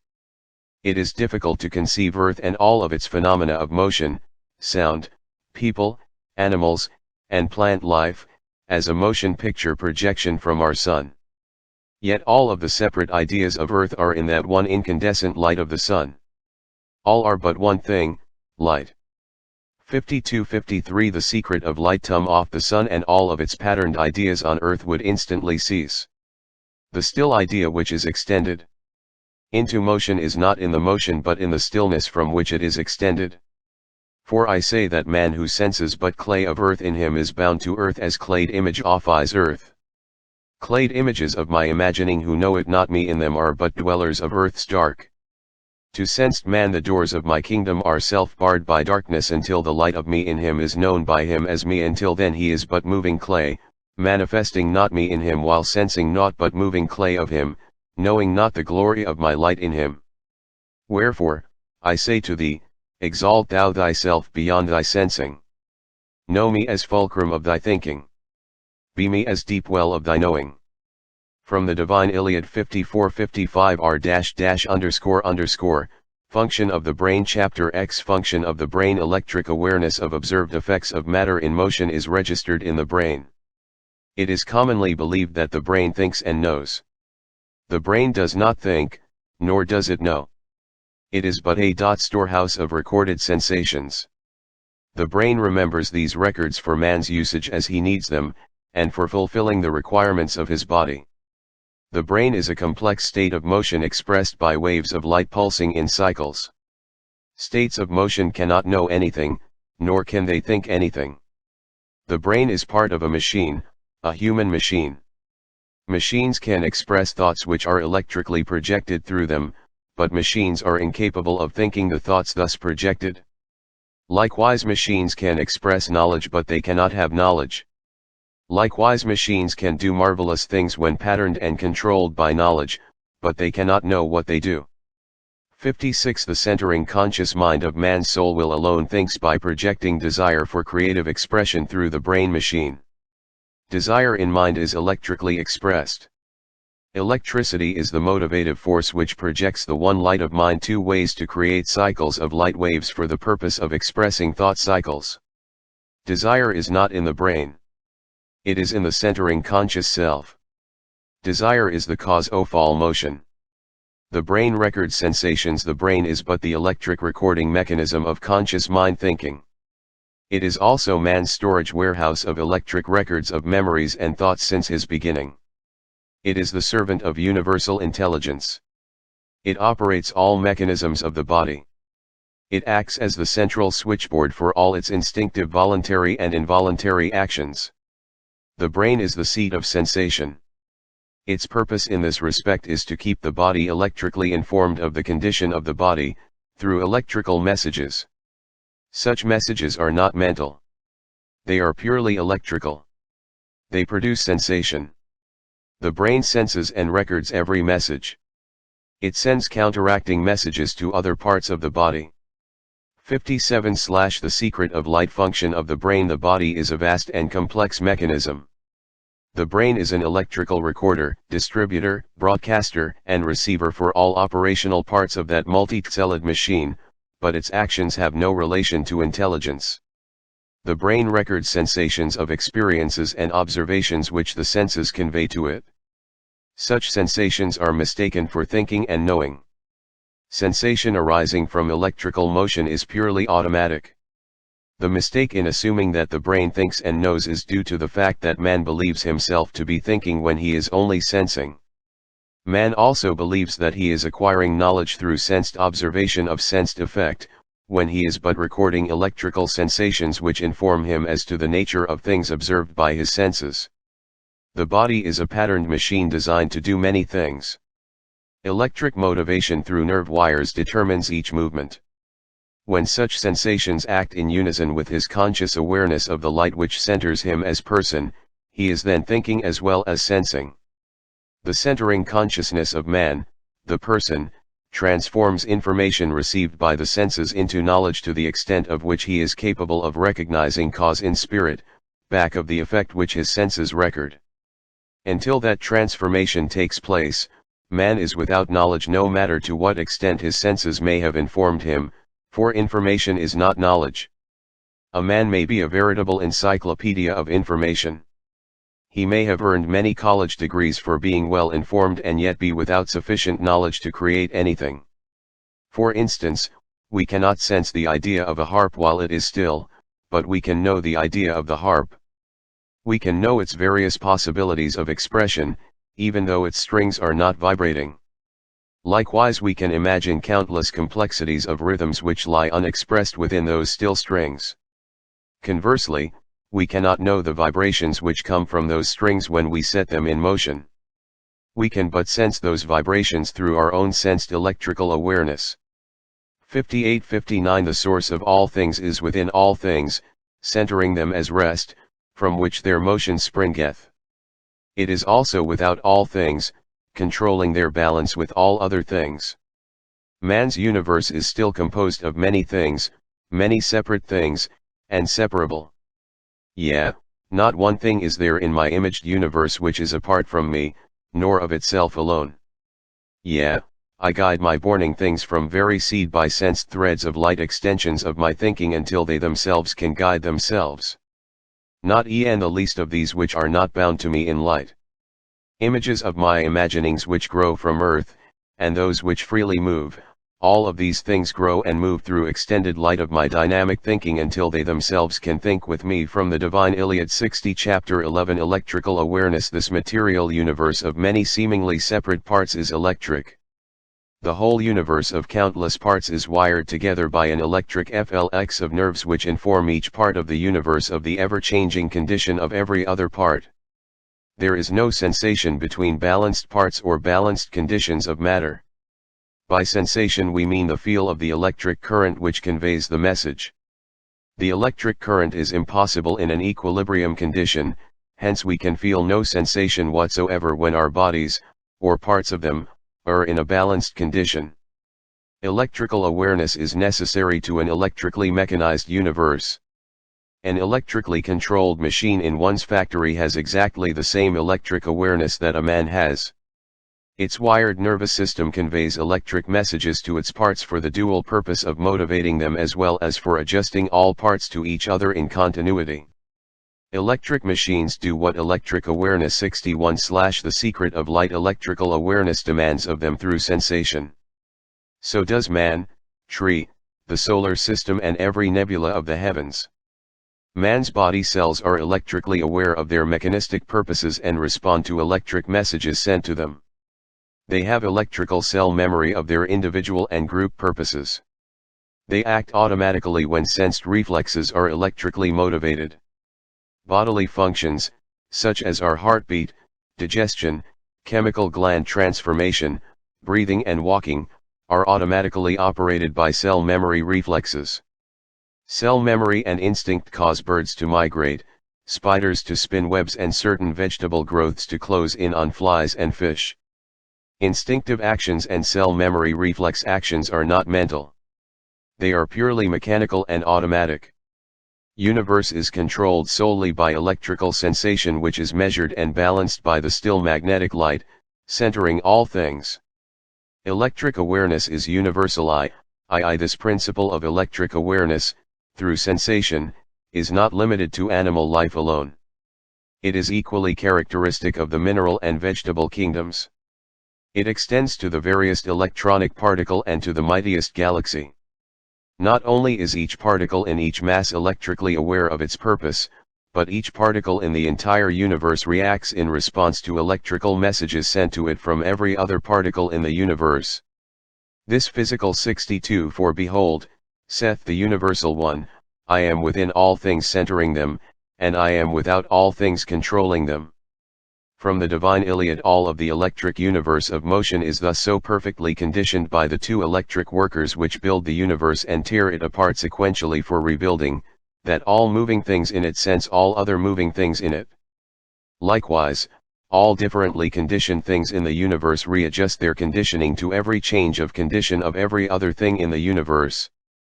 There is a constant separating process in nature which forever expresses the universal desire for change and multiplicity, and there is likewise a constant leveling process which forever expresses the universal desire for oneness. 63. Chapter 12. I, with man, am creating man in my universal image. Instinct. What I am, man is. I think idea, and the form of my idea appears in the pattern of my thinking. I think man, and man appears in the pattern of my thinking. Man thinks man, and man appears in the image of man's thinking. Man so thinking is my thinking. All thinking things are thinking my thinking. All creating things are formed in the image of my thought imaginings to manifest my thought imaginings. The universe is my image, creature of my imaginings. From the divine Iliad 64. Organic matter generates purely from the desire of mind to manifest idea in matter. That cosmic desire to create form produces the desired form. Desire is the motivating force of all creation. Man begins to express the idea of man as a single cell. The whole idea of man is in that single cell. It then unfolds in orderly time and space according to cosmic law. Likewise, the whole idea of all creation is in that single cell. All idea is omnipresent. There are no parts of the whole. Each step in the unfolding of the man idea follows the continuing desire for unfolding. Cell memory of purpose is given to each cell as it unfolds. Pattern of idea follows in sequence as desire in God mind and desire in the growing idea work together to express the idea in form. Every action of unfolding man is a part of the unfolding of the man idea as it exists as a whole in God's mind. Any desire of man is, therefore, a two-way extension of the light of that idea from God to man. Whatever God desires to express in man he will express, for he is man's creator. 65 are the secret of light inst and ct. Whatever man desires, the God in him will create. Man must, however, co-create with God according to God's universal law. If man breaks that law, the law will break him to an equal extent. How to return home when taken great distances, as the carrier pigeon does, and countless other wonderful things that animals do. A salmon, spawned in a certain river, instinctively leaves that river and makes its way to the sea until maturity. At the proper time for its mating and spawning, it then returns, over thousands of trackless miles, to the very river in which it was born. It is instinct which tells birds to fly south before winter. Instinct tells them the direction of south. Instinct tells them it is warmer in that direction. Instinct likewise governs the migration of seals, the building of the beaver's dam and the weaving of the spider's web. Instinct might be defined as a cell memory record of all actions of a body, and of all of the sensations caused by those actions.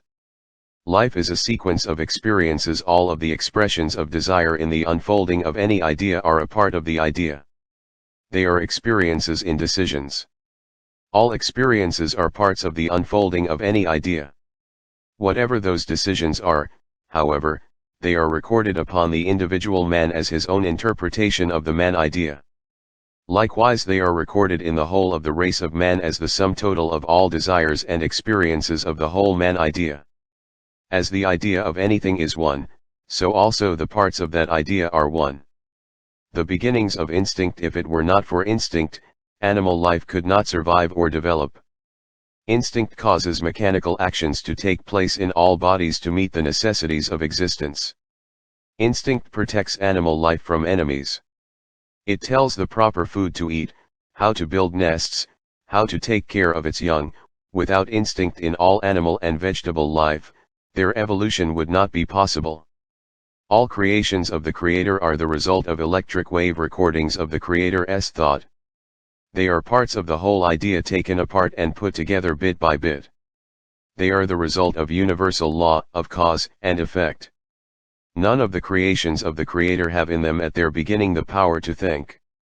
It takes millions of 66-67 instinctive intercommunication, the secret of light instinct years for complex organisms to recognize the spirit within them sufficiently to think at all. During these long ages, they are guided almost entirely by their instinctive reflexes. Man alone has begun to think, reason, imagine, create and invent, and then only during the last few thousand years. Taking the next stitch. Very slowly she interlaces yarns into the pattern required. The cells of her fingers gradually acquire cell memories of their purpose. These cells coordinate with other cells of the body in the development of the whole skill. Gradually she learns to knit instinctively. Her mind is freed from concentration and she may think of other things and converse freely. Her body cells alone will work from the memory of purpose given to them. Instinctive skills are thus imparted to bodies of man by the co-creative efforts of God and man. The pianist teaches his fingers to work instinctively in order to free his mind to think music. God is working with him. Without this moment-to-moment cooperation with God, he could do nothing. God, creator of all things, knows all things and has all power. Man and God are one. Man may know all things and have all power to the extent in which he desires to know all things and have all power. Awareness of the light in man will give him all knowledge and power. Man may not be apart from God at any time. Nor can any part of creation be apart from God at any time. Instinct is God control. Instinct is, therefore, God control over the actions of his creations. The involuntary actions of the body, such as the heartbeat, or the action of white corpuscles, do I not know their purpose in the healing process of the body, but God centers and controls every atom of his creation and each must fulfill its purpose. Instinct building by God and man. A good example of the manner in which God and man work together for creative expression is the familiar knitting woman. Knitting is part of the man idea which requires a skill. The woman who desires to knit must desire to acquire that skill. Desire must precede all expression of that desire. Slowly she takes one stitch at a time. All of her power of concentration is needed to take those first stitches. Each stitch taken, however, has within it the desire for 68-69 all things come and go from my divided thinking. All things go from very heart of me into my imaged universe, and when they disappear from there I also take them back to very heart of me. Know thou that all creating things are resurrected things, again manifesting life of me through my divided thinking. Man divides his thinking in manifesting me. The body of man sleeps, that it may awaken in me, to manifest me. The body of man dies, that it may be resurrected in me, to manifest me. The body of man disappears, that it may reappear to manifest me. Man who sleeps or dies or disappears is but man's image, for self of man sleeps not, nor dies, nor disappears, for self of man is me. Again I say that I am one, and man is one in me when he knows that I am he. From the Dmne Iliad 70 Chapter 13. Unconsciousness, sleep and pain. There is much confusion regarding the supposedly possible condition known as being unconscious. When we sleep, or are anesthetized, we say we are unconscious. We cannot be unconscious. We have always been conscious without the slightest awareness of it. Our confusion in this respect lies in mistaking sensation and thinking for consciousness. When we stop thinking, whether asleep or awake, we do not stop knowing, nor do we cease being consciously aware of our being. We but cease to set our knowledge in motion to express idea through the pulsations of thinking. Conscious mind does not sleep. Sleep is merely the negative half of the wave cycle of electrical awareness of sensation. Wakefulness is the positive half. All nature sleeps when the sunlight lessens the ability of all things to manifest life. Sleep is the death half of the life-death cycle. One may say, I am unaware of this or that, but one cannot say I am unconscious when one is always conscious. 71 The secret of light unconsciousness, sleep and pain. Conscious awareness is knowing. Unawareness means that one does not yet know. Knowledge is within him which he can know when he desires to know. Sleep and wakefulness are positive-negative wave parts of a wave cycle, just as birth and death are opposite ends of a life cycle.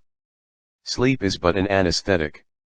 Sleep can be induced chemically, either to the whole body or any part of it by desensitizing its cells. When the body or parts of it are thus put to sleep, they have not been rendered unconscious, their voltage has merely been lowered. The dentist does not refer to a local anesthetic as having produced unconsciousness, he refers to it as a desensitizing condition, but when the surgeon desensitizes the body, it is then supposed to be unconscious. We assume that the brain has stopped thinking. The brain does not think, therefore it cannot stop doing that which it never does. We assume that bodies cease to be conscious, but consciousness is never in bodies. A local anesthetic stops pain. Pain is a too intense electric current. The voltage is too great for the nerve wires to stand the strain. They bum out, and the overcharge of burning out causes the pain. When the nerves of the body feel an electric current running through them, the body is aware that something is happening to throw it out of balance. When the body is in balance, it has no sensation. When the body is unbalanced, sensation informs it when and where, otherwise it could not function. Wakefulness and sleep are merely the charging and discharging of the uncountable electric batteries of the body. If these batteries were kept constantly charged, there would be no such alternating conditions as sleep and wakefulness. This planet is carrying us on our uphill journey to our pinnacle. The sun is the generator which charges its batteries. The sun is that generator, but the earth is turning toward and away from its generator continually. As the sun's charging light disappears from one edge of the planet's rim at evening, everything goes to sleep. Conversely, all things awaken at the dawn. The batteries of all things on earth are being forever charged daily and discharged nightly. 72-73 I center the moving shaft of my universe, yet I move not, although its power to move springeth from me. Motion simulating rest I center growing systems, and changing cells off growing systems, yet I change not, e'en though their changing patterns spring from me. I center living things which manifest my life, but they live not. I alone live. Growing things are moving things in man's sensing, though they move not in man's knowing. 1I. Chapter 14 Moving things are changing things in man's sensing, yet they change not in man's knowing. E'en though fast-moving things of man's sensing move fast, they simulate the rest, while moving, from which they sprang into seeming motion. From the divine Iliad 74 This electric universe of motion forever moves to find rest, but never finds it. Matter in violent motion simulates rest and balance through violent motion. The more violent the motion, the greater is the illusion of rest and balance. Motion can cease, but it can never become rest. This make-believe universe. The entire dynamic wave universe of electric matter is not what it seems to be. Everything which seems at rest depends upon violent motion to make believe it is at rest. A wire wheel could appear to be a steel disc if spun fast enough. The faster it is spun, the more at rest it would seem. This planet, seemingly at rest, is in violent motion around its centering point of rest from which it is electrically extended. Seemingly motionless clouds, floating above the earth, are rotating with it at the tremendous speed of 1,000 miles an hour at the equator, or 4 times faster than a plane. 75 The secret of light. All the planets are revolving swiftly around their central sun, which seemingly stands still in the heavens of space, but in fact is moving with incredible speed. Likewise, all the stars of night, simulating rest, are moving at terrific speeds to adjust their mutual unbalances in this dual universe of divided pressure. The pencil in one's hand, the desk upon which one is writing, the room full of motionless things, seeming to be at rest, are but simulating rest through violent motion of their many parts. Tremendous vibrations may be in that glass paperweight. Not one thing could manifest the rest it simulates if it were not for the incredible speeds of those atoms which so incessantly rotate and revolve to make that seeming restfulness possible. Even still things are not still, all seemingly still matter is manifesting make-believe rest by make-believe motion. Motion itself is an illusion. The motion one senses in one's brain has no more reality than the motion which one senses in a motion picture. The seeming motion of the cinema is said by sequences of changing patterned forms projected on the screen which give the impression of motion because of the rapid change of pattern in the negatives.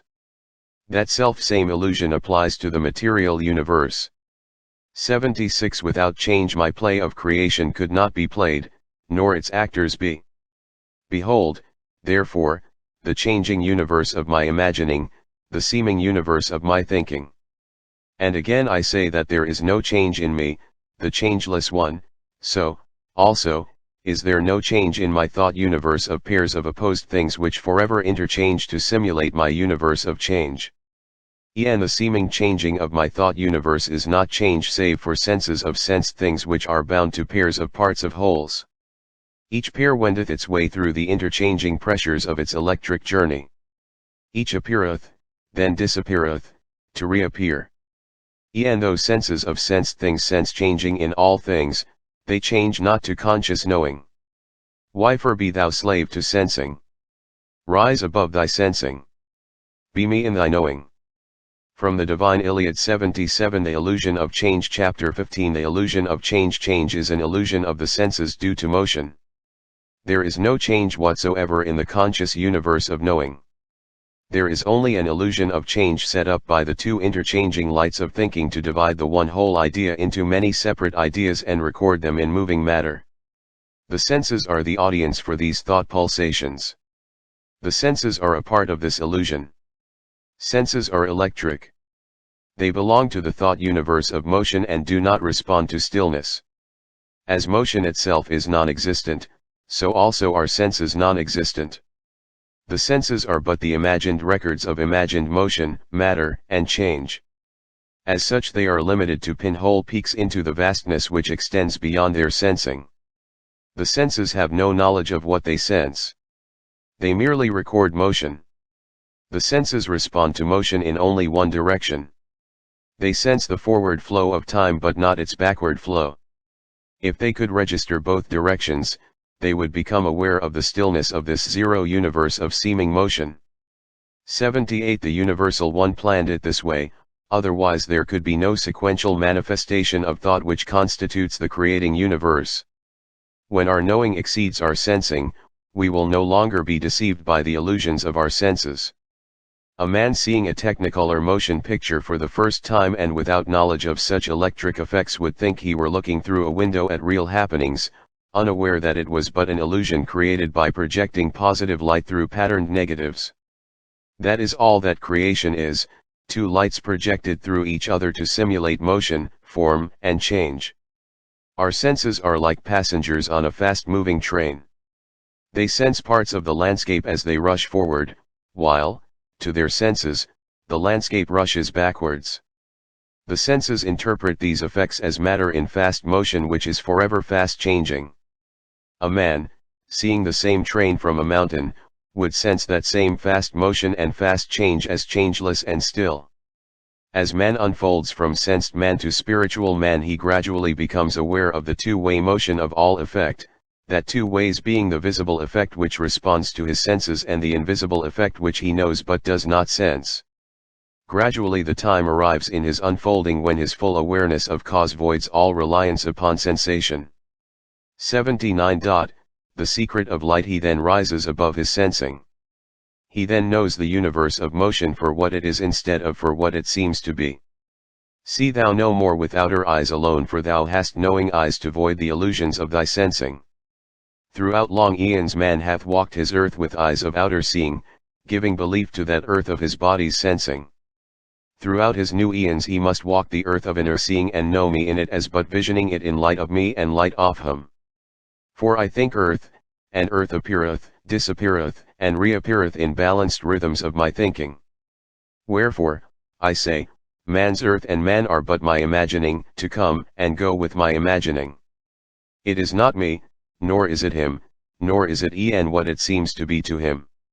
Nor shall man longer place earth before me, gaining aught of earth and naught of me. 80-81 Chapter 16 For I am a patient God. I patiently await awakening man. Awakening man is he who knoweth the light of me in him. Man may choose his own eons for his awakening, but know me he must. Until that day man's agony of unknowing shall be man's alone. His knowing must be his own desiring. Knowing man is ecstatic cosmic man. He who beginneth to know me in him, ea, en him who suspecteth me in him hasteneth his unfolding to cosmic man o fall knowing. From the DMNE Iliad 82 The senses deceive. Imagine a perfectly motionless wheel and a fly walking around its rim, moving ever forward over changing ground, and the wheel seemingly moving backward, during a continuity of time in which the fly sensed a constant change in the changeless wheel. Every time the fly got back to the same point, it would compute the past time consumed on the journey and the forward time necessary for the next circuit. The wheel being still, motion, change and time are created by the fly itself as it takes the whole idea of the wheel apart by journeying around it and examining it bit by bit. The fly sensed motion by changing its position on the wheel. It sensed change by finding a seeming difference of condition at each forward movement. It sensed time by creating the sequences necessary in taking the one idea of the wheel apart and dividing it into many separate ideas. This simple analogy is a good symbol of creation. This planet, like the fly on the wheel, moves forever around its motionless orbit. The orbit is as rigid and still as the wheel upon which the fly is moving. 83 The secret of light. The senses deceive as the planet moves upon the wheel of its orbit, it senses constant motion and change. It senses changes of days into nights, of spring merging into summer, autumn into winter. All of these seeming changes are in the motion of the planet and not in the wheel of its orbit. Each change is entirely due to the motion of the planet and not to the changeless orbit. The planet itself registers change on its changeless wheel. Change therefore lies in motion alone. The senses are motion, therefore the senses sense only that which they themselves are. Man overrates his senses. He places too much dependence upon them without justification, for they are not recording all of the phenomena of his surroundings. He likewise trusts them too much without justification, for they are constantly deceiving him.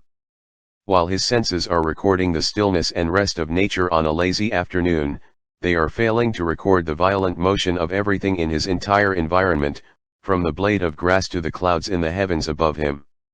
Those seemingly motionless clouds are moving at the speed of 1,000 miles an hour at the equator without the slightest evidence of that swift motion being recorded upon his senses. The Earth also is moving many miles per second in two directions, one of rotation upon its axis and the other of revolution around its orbit. His senses register stillness.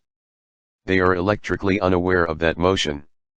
This deception is as it should be, just as the same deception in a cinema is as it should be. God's universe is but an electric recording of his knowing, manifested by his thinking. To thus record the idea of his knowing in the two lights of his thinking, a three-dimensional universe is necessary. If the senses could detect and record all motion, instead of but a part of it, the illusion would disappear. The senses would see behind the illusion and find that all motion voids itself. Division of the whole into parts causes the illusion. If the film were removed from the projector of the motion picture, the illusion of motion and change would be voided. That is what creation is, the one light of knowing divided into the patterned parts of thinking. Sensing is but an electric tension set up by the seeming division of one into many which strain to fulfill their desire foreignness. When a unity of condition is consummated, sensation between those parts ceases because the tension ceases. The senses, being but tension of desire for unity between divided parts, have no existence. The senses are electric flux threads of light connecting every particle in the universe with every other particle. 84-85 Inadequacy of the senses. The secret of light. They are the intercommunicating nerves of the one universal body. When strain of desire for balance, rest, or unity ceases, sensation ceases. In this electric universe, sensation is the strain of resistance to the separation which exists between all separated masses. All matter is one. Separated particles desire to find that oneness. It is part of God's plan that the senses are limited entirely to the recording of a very small fraction of effect. The senses can never sense the whole, but the conscious mind can know the whole. These words I now say for newly comprehending man of I's new cycle. Love ye one another all men, for ye are one in me, whatso ye are ye do to one in me ye do to all, for all are one in me. Love thy brother as thyself, serve thy brother before thyself. Lift high thy brother, lift him to high pinnacles, for thy brother is thyself. For of a verity, I say, love of self, or nation of selves, turneth neighbor against neighbor, and nation against nation. Self-love breeds hate, and soweth its seed in all the winds to blow where'er it will. Wherefore say I, love of neighbor for neighbor, and nation for nation, uniteth all men as one. 86-87 Chapter 17 Serve first thy brother. Hurt first thyself rather than thy neighbor. Gain naught from him unbalanced by thy giving. Protect thou the weak with thy strength, for if thou use thy strength against him, his weakness will prevail against thee, and thy strength will avail thee naught. He who giveth love prospereth mightily, but he who taketh aught gaineth naught. Why for lose all to gain the world, gaining naught? He who hath not laid up a treasure in heaven to equal treasure gained of earth has sought the dark. For him the light is far from the divine. Iliad 88 Man's new cycle. This coming age will mark an epochal advancement in man's evolution toward his goal of omniscience and omnipotence. Man becomes a higher being with greater power as he acquires knowledge. In knowledge alone lies power. Only through knowledge can man become co-creator with God. Knowledge can be obtained by man only through awareness of the spirit within him. Lack of that awareness is the tragedy of today's civilization. During the last century of the greatest scientific progress in the history of man, great nations of the world have killed, robbed, and enslaved other men to build their own empires. Even today man kills by the millions, condoning his killing as necessary for his self-preservation. He is now but reaping the seed of his sowing. He who lives by the sword shall die by the sword. No man can hurt another man without condemning himself to greater hurt. Fear dominates the world of today. While fear is in the 89 the secret of light world, love cannot also be. Love can never dominate the world until man ceases to live a primarily sensed existence and knows the light of the spirit within him. This new age brings man one step nearer to the universe of greater knowing through greater comprehension of man's relation to man, and to God. Each past cycle in the growth of man toward higher levels has been illumined by the few inspired messengers of the light who have known God in themselves. New inspired messengers who know God in themselves will likewise give the light to this new cycle. And these few messengers of the light must multiply into legions, for the need of a spiritual awakening is great. Man's whole reason for being is to gradually pass through his millions of years of physical sensing into his ultimate goal of spiritual knowing. Man has now reached a transition point in his unfolding where he must have that knowing. He can acquire that knowing only through greater awareness of the light of the universal self which centers him as one with God. The Secret of Light Part 2 U_SE The Clearing A_RZIROI 11 MI1 * Omnipotence The Universe of Power 1991 Without thinking my one idea could not become many one ideas for my stage setting. Without motion my cosmic play could not be played, nor could its actors be. Without change my undivided one idea could not unfold. Without time my drama of my creating universe could have no sequences. Without motion, time, change, and sequences the unfolding of my mind imaginings could have no measured space for its stage settings, no screen for its light projections. Therefore see them as I imagine them, but know that they are but unfolding patterns of my knowing through my thinking.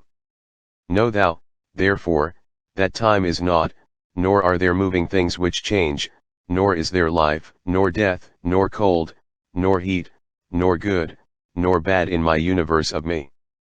From the Divine Iliad 92 Chapter I Man's two supreme illusions. The secret of light is fathomable to man only by first solving his two supreme illusions. The greater of these is the illusion of the universe itself. Man has never known his universe for what it really is, but only for what his senses have made him believe it to be. His senses have deceived him mightily. The other is the illusion of man himself.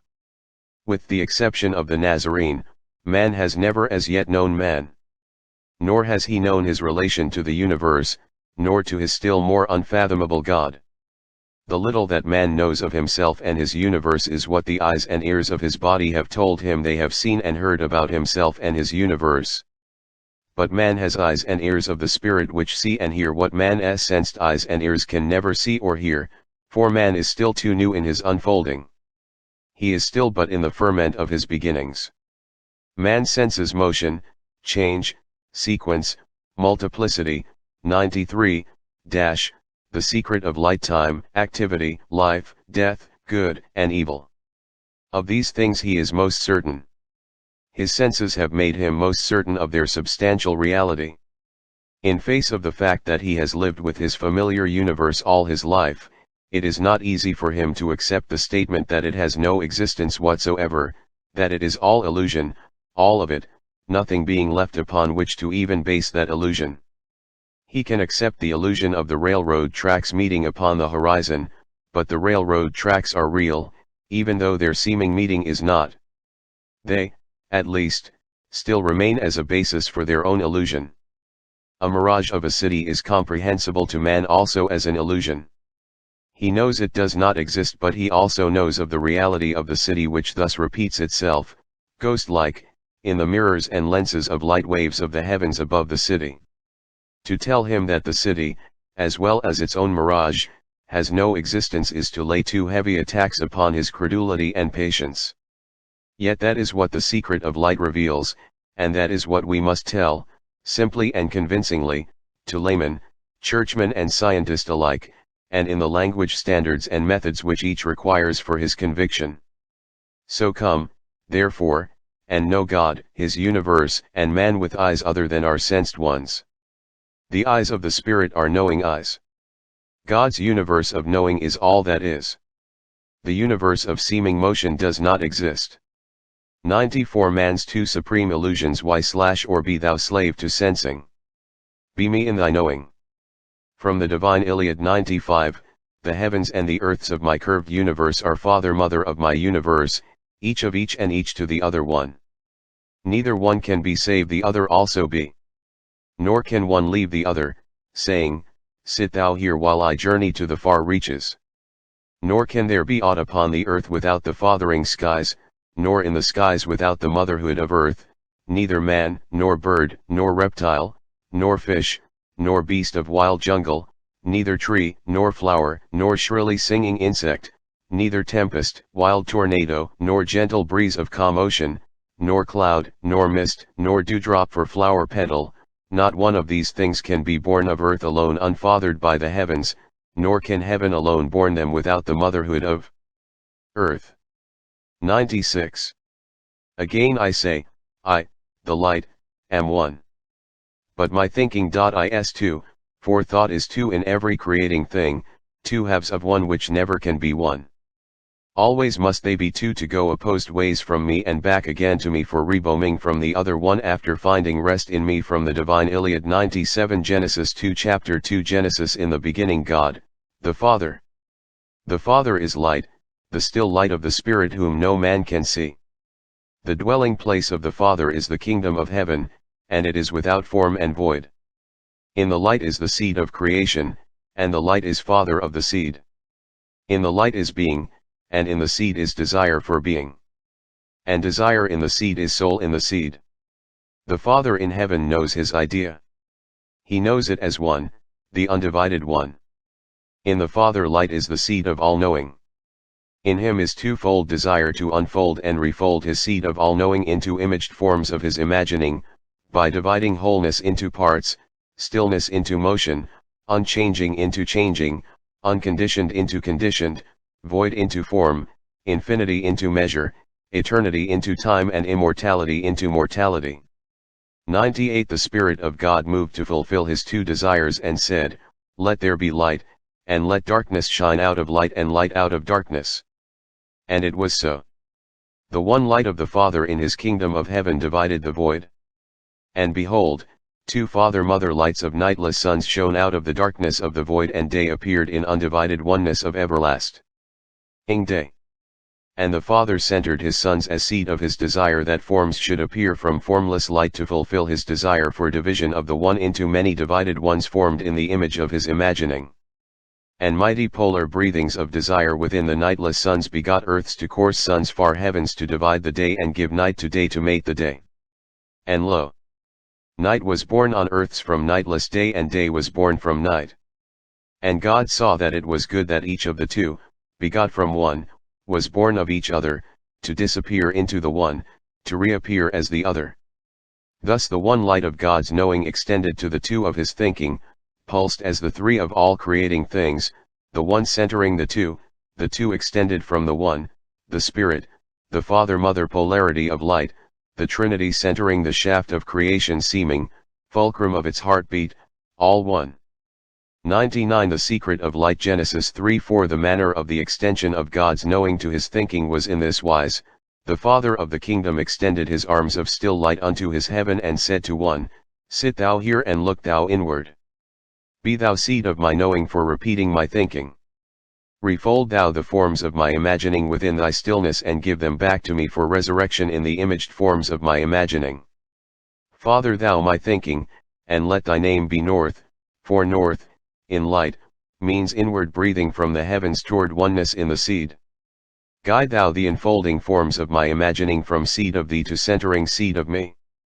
And to the other light the centering Spirit said, Sit thou here and look thou outward. Be thou womb of my knowing for borning my thinking. Unfold thou my seed from the stillness of seed, and give earth forms of them to heavens to manifest me. Mother thou my thinking, and let thy name be South, for south in light means outward breathing from the seed into their heavens.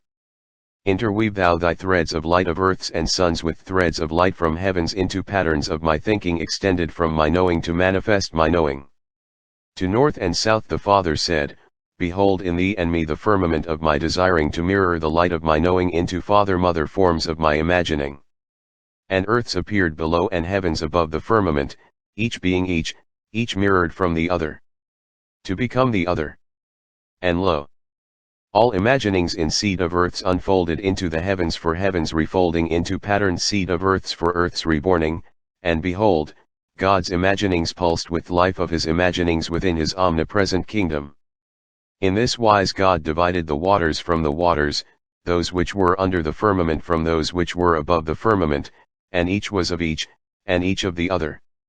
And God saw that it was good. All things were thus divided, as two halves of one which never could be one, but must forever born the other from each other to manifest the knowing of the one as the two opposed desires of his thinking. 101 V And all-knowing was in the light. And God sowed seed sons of all-knowing light. Unto far reaches of his the secret of light. Genesis firmament for borning into patterned images of his imagining. And the earth brought forth grass, and herb yielding seed after his kind, and the tree yielding fruit, whose seed was in itself, after his kind, and God saw that it was good. Genesis 1:12, And God said, Let the waters bring forth abundantly the moving creature that hath life, and fowl that may fly above the earth in the open firmament of heaven. And God created great whales, and every living creature that moveth, which the waters brought forth abundantly, after their kind, and every winged fowl after his kind, and God saw that it was good. And God blessed them, saying, Be fruitful, and multiply, and fill the waters in the seas, and let fowl multiply in the earth. Genesis 1:20-22, And God said, Let the earth bring forth the living creature after his kind, cattle, and creeping thing, and beast of the earth after his kind, and it was so. And God made the beast of the earth after his kind, and cattle after their kind, and everything that creepeth upon the earth after his kind, and God saw that it was good. Genesis 1:24-25, 102 And it was that God had whispered to man for long ages while man was new, but man heard not God's whispering. And God said, Let us give man knowing and make him in our image after our likeness, and let him have dominion over the fish of the sea, and over the fowl of the air, and over the cattle, and over all the earth, and over every creeping thing that creepeth upon the earth. Genesis 1:26 and 10. Man knew God in him and emerged from the dark of his jungle into dawn of the light in him and turned his eyes upward toward the mount of his ascension from sensing to knowing. And man desired his ascension to the light. And God saw that it was good and dwelt within man to give him the light of all-knowing, as awakening Madi desired the light of all-knowing. 103 Great art is simple. My universe is great art, for it is simple. Say that the one word of my one law is balance. Great art is balanced. My universe is consummate art, for it is balanced simplicity. My universe is one in which many things have majestic measure, and again another many have measure too fine for sensing. Yet I have not one law for majestic things, and another law for things which are beyond the sensing. And if man needs 2 words to aid him in his knowing of the workings of that law, those 2 words are balanced interchange. If man still needs more words to aid his knowing of my one law, give to him another one, and let those 3 words be I have but one law for all my opposed pairs of creating things, and that law needs but one word to spell it out, so hear me when I rhythmic balanced interchange. 104-105 From the Divine Iliad. The Law of Balance. Chapter 3 Change between opposites. Repeat simulation of stability, and rhythmic balanced interchange continues that repetition. The law of balance. Obedience to the one law is absolute. The underlying law of creation is rhythmic balanced interchange in all transactions in nature. It is the one principle upon which the continuity of the universe depends. Likewise, it is the one principle upon which the continuity of man's transactions, his health and happiness depend.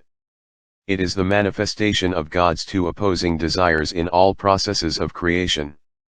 Rhythmic balanced interchange is the inviolate law which must be obeyed.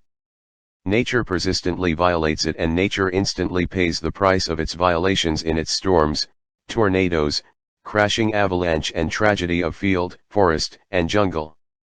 Man persistently violates it and instantly pays the price of his violation in his crashing business failures, enmities, unhappiness, and illness. All the storms of earth cannot affect the balance of the earth, for balance in the universe cannot be upset. The earth continues in its fixed, balanced orbit with so much precision that its position can be determined at any time to the split second. If the earth disobeyed this law by the slightest variance, its oceans would sweep its continents clear of all living and growing things.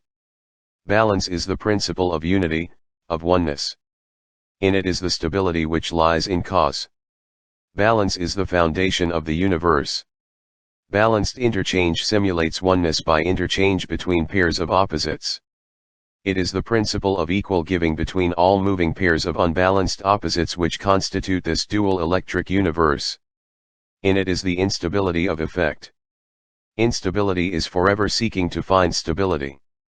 It can never find it, but it can simulate it by balancing its instability through equality of interchange. Rhythmic balanced interchange is the principle of continuity of effect. Balanced inter 106 Man must pay for disobedience. Man's disobedience to the law cannot affect the balance of man in his whole journey, for every unbalanced 107 The secret of light. The law of balance action of his must eventually be balanced. Man is on his way to his cosmic goal of oneness with his Creator, and he can in no way deviate from that fixed orbit which will eventually take him to his destination of glory in the high heavens. By disobeying the law he is but hurting himself while on his journey, but he must make the journey and must balance every unbalanced action while on the way. The whole principle of creation lies in equal giving. The oneness of the light is divided into an equal and opposite two, and all interchange between the two must be equal in their giving. God's division of the light into a seeming two is manifested in nature by electric waves of 2 opposing lights springing from the still sea of God's magnetic light, just as waves of water spring from the still ocean. The outstanding characteristic of waves is that they forever interchange. Troughs become crests and crests become troughs.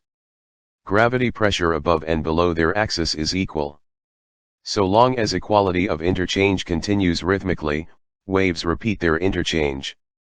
When the sloping sand at the beach prevents this equality of rhythmic balanced interchange, the waves accumulate unbalance until they crash on the shore. Every transaction in human relations either continues or discontinues in accord with obedience or disobedience to this one law. A man who sells and gives less value for what is given to him lays the foundation for his own wreckage. He finds it ever harder to sell and loses many purchasers by gaining their ill will. He who gives equally for what is given to him multiplies his purchasers and prospers by gaining their goodwill. The pulse beat, the swinging pendulum, the in-breathing and out-breathing of living things all exemplify God's one law of rhythmic balanced interchange. Any deviation from that law in the heartbeat of a man would endanger his continuance, but when there is a rhythmic balanced interchange between the two compression and expansion opposites, man's life continues to function at maximum. Man has free right to choose his own actions, but he must balance those actions with equal and opposite reactions until he learns that God's one law must be obeyed. This God holds inviolate. The whole purpose of life is to learn how to manifest God in truth and the law. The lesson is a hard one, but man, himself, makes it hard by his unknowing of the law. As man gradually knows his purpose and the law by knowing God in him, life becomes more and more 108 109. It is as though a man on a great ocean liner disobeyed the laws of the ship. In spite of his disobedience, the ship is taking him to his destination and he must go with it. Likewise, he has hurt himself by lessening the happiness of his journey. The secret of light beautiful, and man more powerful in his manifestation of power. Man's power lies in giving. He must learn to give as nature gives. Each half of a cycle eternally gives to the other half for re-giving. Nature forever unfolds into many for the purpose of refolding into one. Each individual must manifest this universal law. The desire of some so-called apron-string parents to run their children's lives for them, often claiming that they have sacrificed their very own lives for them, are taking from their children, not giving. They are taking away the initiative children need to complete their own cycles. They must live their own lives for themselves. Man must know the principle of creation, giving between each interchanging opposite half of each cycle for the purpose of repeating its giving. This is universal law and each individual must manifest this law. Man will forever war with man until he learns to give his all with the full expectation of equal receiving, and never taking that which is not given as an earned reward for his giving. 110 All things are one, but made to appear as two extensions of the centered one. Know thou that the two extensions of my recorded thinking are divided by the one which centers the two, the one balancing the two, the one controlling the two. I, the one, am not divided into two, as pairs of opposites of me. I divide the two extensions of my thinking, but I am not my thinking, nor am I two. When man thinketh man alone, denying me, then is man's image man's, not mine, and man's, for the pattern of my balanced, rhythmic images within man may not be seen in him, nor may the glory of my light be seen in him or known by him. 111, When man thinketh me, through knowing me, then is he patterned by my image and I am he. When man thinketh me in him, then is man's balance absolute. When man so thinketh, then hath he all power that I, thy father mother thinker of creation hath. From the Divine Iliad 112 Chapter 4. The source of power, God, the Creator, is power. There is no other power, all energy lies within the stillness of the one magnetic light of God. God is mind, the intelligence of the universe. In God's mind is one idea, which God knows as one whole idea. In God's mind is desire to give creative expression to that one idea by thinking it into parts. Desire in the light of mind is the power quality of mind. Desire is the soul of mind, the will of mind. God expresses the desire of mind to manifest his idea by creating this electric wave universe. This electric universe is the sole product of God's mind. All product of God or man is the result of desire of mind to create product. The power to create product is in mind. It is not in the product. Product has no power in itself to produce itself. This assumption that product has power within itself to produce itself is another of man's illusions, which 113 The secret of light, the source of power, have deceived the senses of man during these early days of his unfolding. It is as though the architect gave to his cathedral the power of creating itself. The cathedral is an expression of desire of the architect to give form to the idea of his knowing. The power to create the idea is in the knowing. The idea of the cathedral already exists. The eyes of the spirit can see its spiritual image as clearly as the eyes of the body can sense it in stone as product of his knowing. The expression of power to create the idea as product lies in the electric action of thinking idea at rest in the light of mind into the two lights of waves of motion which simulate that idea. As servant of mind, electricity gives moving form to the idea by performing the work necessary to produce it. The power to thus produce does not lie in electricity nor in motion. It lies in desire of mind only. Without that desire creation could not be. Without desire of mind in man his power to create could not be. Mind is light at rest. Desire of mind is expressed through waves of light in motion. The expression of power in waves is not power. All of the power of the ocean is in its stillness, whether expressed or not. Likewise all of the power of light is in the stillness of its knowing whether expressed by light waves or not. All expressions of energy spring from rest, seek a point of rest and return to a condition of rest. The power of a moving lever is not in the lever nor in its motion. It is in the stillness of its fulcrum from which it borrows its ability to manifest the power of its fulcrum. God is the fulcrum of man, and of the universe. Neither man nor any moving thing in the universe has power within himself to do anything. All power expressed by man must be extended directly from the Father in heaven to his Father-Mother lights of earths and heavens which manifest him. The mechanical principle by means of which power is expressed by the Creator is in the light waves of two-way motion which record his two-way thinking. Waves are two-way cycles which are divided equally to express the two desires of mind to create form images of mind imagining and to destroy those forms sequentially for reforming. Waves of motion spring from the stillness of the universal equilibrium.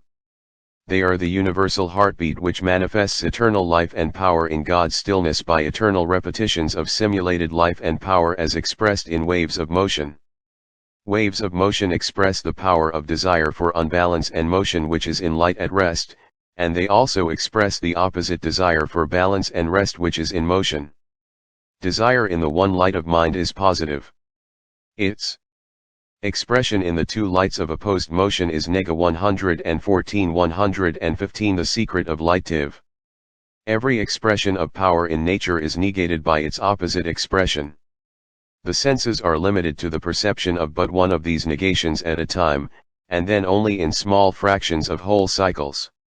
If the senses could record the whole of each cycle both ways, they would record stillness, not motion, for every action would be voided by its oppositely flowing reaction. For I have ordained that the Father-Mother of my imaged stage, its players and its motions become an equal to extension retraction of my light. An equal to must be an equal to, for desire of each to outbalance each would upset my spatial stage and all the Father-Mother offspring of my stage. Therefore, I have set a measure in my high heavens to balance each with each, that each might have its all, but not one whit more, nor lose aught, nor gain one whit more. Wherefore I, the One, watch over all my creating pairs of father-mothered things with my two measuring eyes to balance that which fathers my universe with that which mothers it. And as my sexed electric universe is two, so also must its watchful measuring eyes be two, centered by another one from which the two extend and seem to move as that mirage expression of my thinking seems to move. From the DMNEIUAD 116-117 The Sexed Electric Universe Chapter V The Sexed Electric Universe The still magnetic light of the Father of all creation is one. The one light is the positive principle. It is cause. 11J1 The moving electric Father-Mother lights of all creation are two. The two are opposites of each other. The two negate each other. They are the intercommunicating nerves of the universal body, like those of man's body through which he senses things. They have not existence save an awareness of each other. They are but mirage extensions of mind imagining which senses that which they but manifest. Each electric opposite conditions the other with sex unbalance. Each sexed condition gives unbalance to the other to separate each from each to increase the power of each to oppose each. Each then gives of itself to the other to void the unbalanced condition of each other. In order to effect balance in each must become the other. The charging one must discharge and the discharged one must charge. Voidance of unbalance can only come that way. Likewise repetition can come only that way. 118 The electric universe is the negative principle. It is effect. The two moving lights of the electric universe are two equal halves which express themselves in opposite directions. Their sole purpose is to oppose. Opposites which violently oppose and void each other can never become one, nor can they attract each other. Sex defines sex as the division of a balanced equilibrium condition into two equally unbalanced conditions which negate each other periodically for the purpose of repeating the two unbalanced conditions. Sex is the creative principle. It is the dual desire force in mind for expressing its one idea. Without a division of the one unconditioned light into two seemingly conditioned lights, creation could not be. Sex is not a thing, it is a condition of a thing.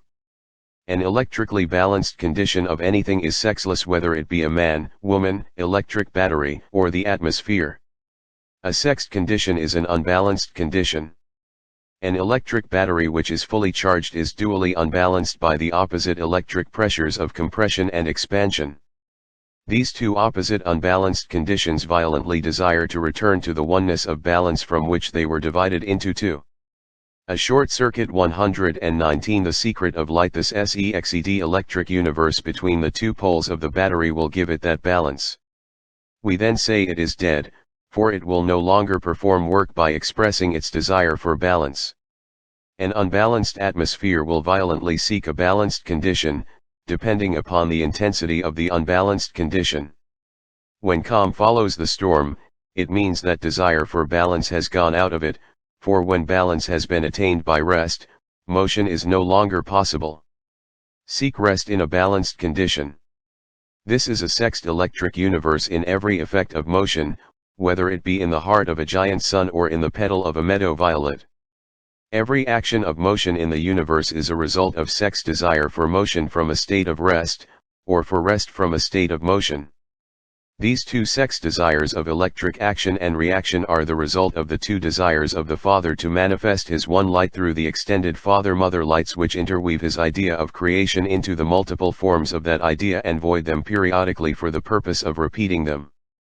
The desire for two-way motion in equal action and reaction is reflected in the dual electric desire to give for irregiving, and to unfold for refolding. The sexed condition of unbalance in man is exactly the same in all phenomena in nature. An unbalanced sex condition in man demands balancing in the same way, and its violence depends upon its electrical measure of unbalance. When that desire is satisfied and balance is restored, man is as sexless as the dead storage battery, and for the same reason. Man is recharged into a sexed condition by his heartbeat, by the food he eats, and by his in-breathing out-breathing. These are the generators which recharge the dead storage batteries of all the universe into sexed conditioned live batteries. A sexed condition and an electric condition are identical. Electricity conditions all sexless matter into its sexed condition, by dividing a pressureless condition into two opposite pressures which desire release from their opposition. All of the work of the universe is performed as a result of that desire in unbalanced matter. To 121 Chapter 6 Each thing in my universe is paired as opposite expressions of that thing. Neither expression is that which it expresseth, therefore, both life and death of things which seem to live and die, are neither life nor death. For all things in my universe interchange with their opposites and with all other things. Each opposite becometh the other sequentially, for, I say, in me is balance. I balance all opposites of pairs of things with equal opposites of pairs of things. From the Dneliad 122 sex-conditioned opposites, the entirety of this balanced universe is thus divided into unbalanced pairs of father-mother sex-conditioned sex mates for the purpose of seemingly dividing universal oneness into a universe of many ones. No matter what names we use to designate one pair of sex mates from another, whether gravity and radiativity, male and female, positive and negative, charge and discharge, centripetal and centrifugal, generative and radiative, integrative and disintegrative, plus and minus, heat and cold, life and death, buyer and seller, producer and consumer, import and export, emptying and filling, inward and outward, north and south, heaven and earth, growth and decay. All of them are similarly conditioned by the two opposite electrical conditioners. In other words, they are all being either compressed or expanded if we use pressure terms, or charged and discharged if we use electrical terms. Both are the same. Likewise, all that are being compressed or charged by positive electricity are simultaneously being expanded and discharged by negative electricity to a lesser extent.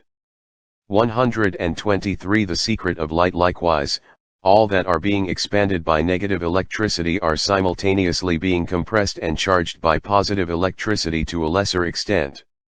This is a two-way universe in all effects of motion, and both opposite effects are expressed in both mates simultaneously as well as sequentially. This two-way universe electricity is forever winding light up into hot spheres, surrounded by cold cube wave fields of space, and likewise sequentially unwinding them for rewinding. While winding them into compressed light masses, they are simultaneously unwinding to a lesser extent. Conversely, while unwinding they are simultaneously rewinding to a lesser extent.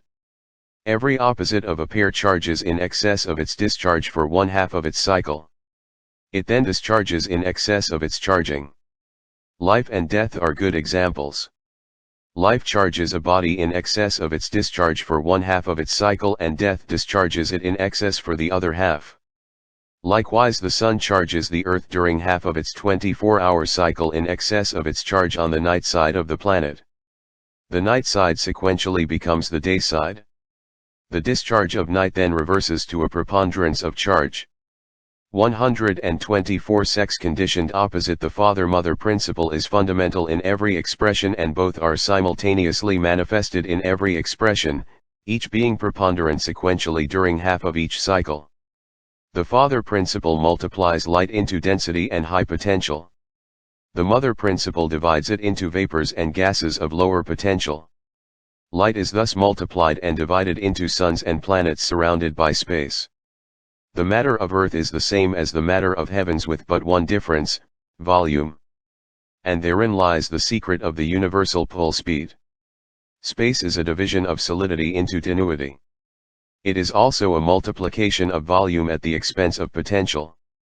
Interchange between these two unbalanced opposites is the basis of all motion in this rhythmic universe.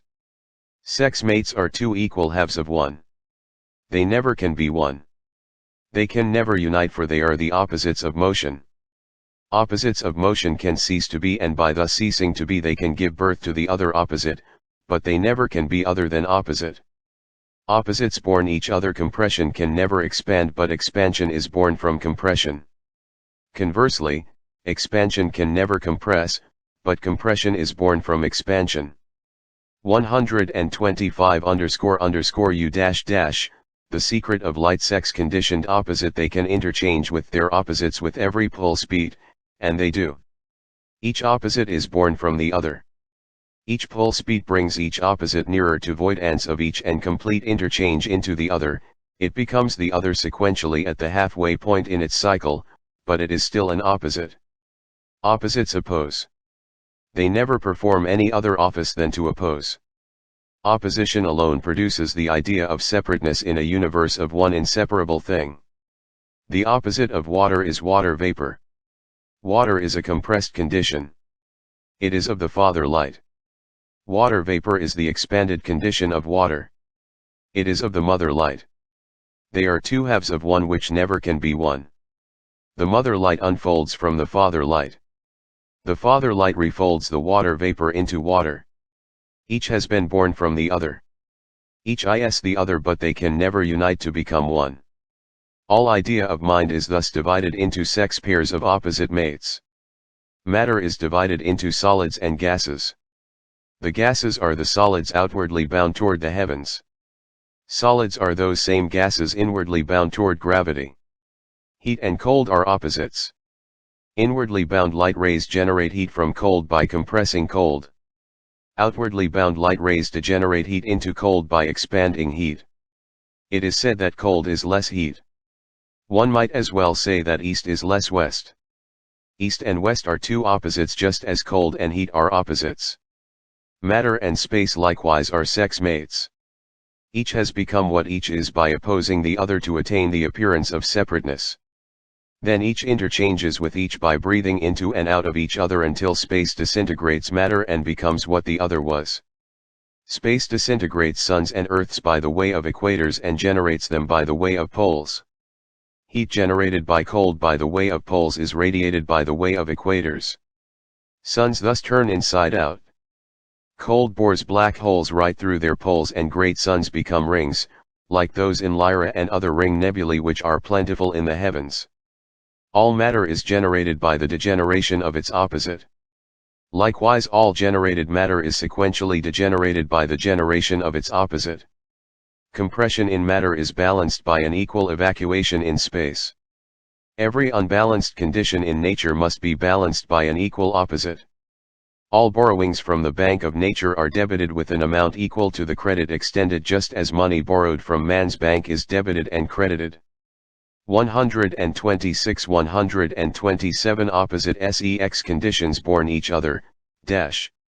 The secret of light. Desire for rest follows desire for motion. The two are always two and never can become one, although the desire for oneness is with each during the entirety of its cycle. It is this desire for oneness which causes them to interchange.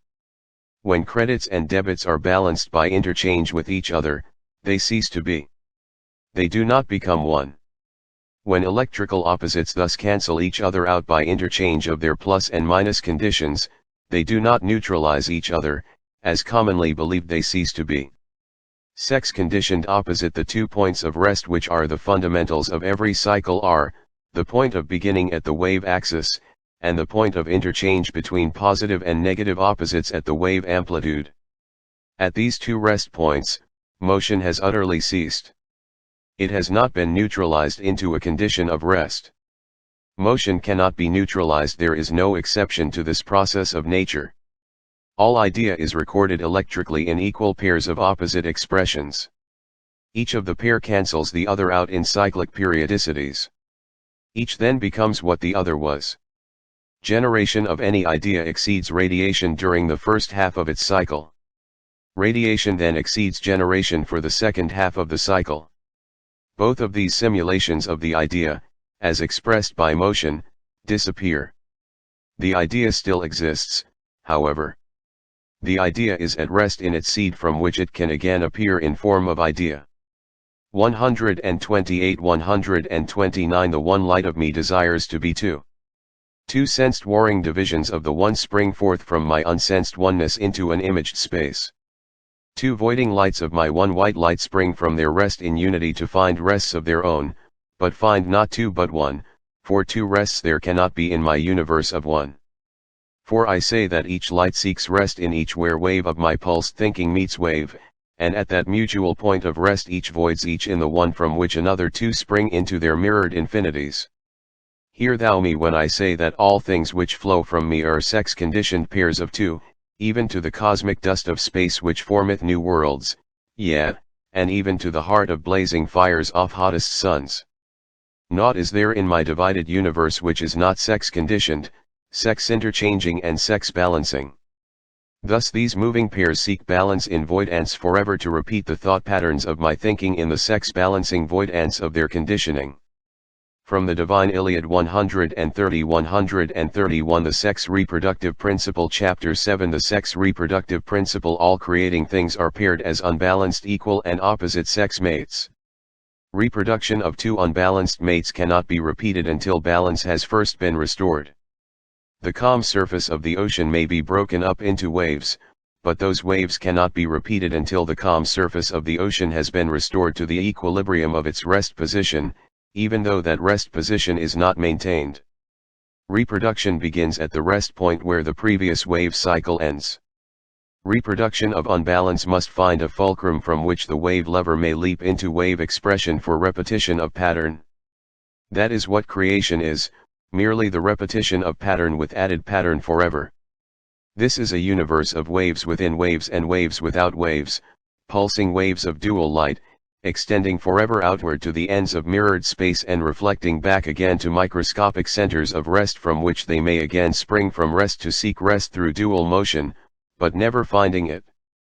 132 This is a sex-divided, opposed, two-way electric universe which creates and voids through unbalanced pairs but repeats, reproduces, through voided ones. Sexes do not unite. Reproduction of dynamic sexed pairs does not come through the union of dynamic sexed pairs, but from the voidance of sex condition, and with it, the power of dynamic sex expression. Reproduction.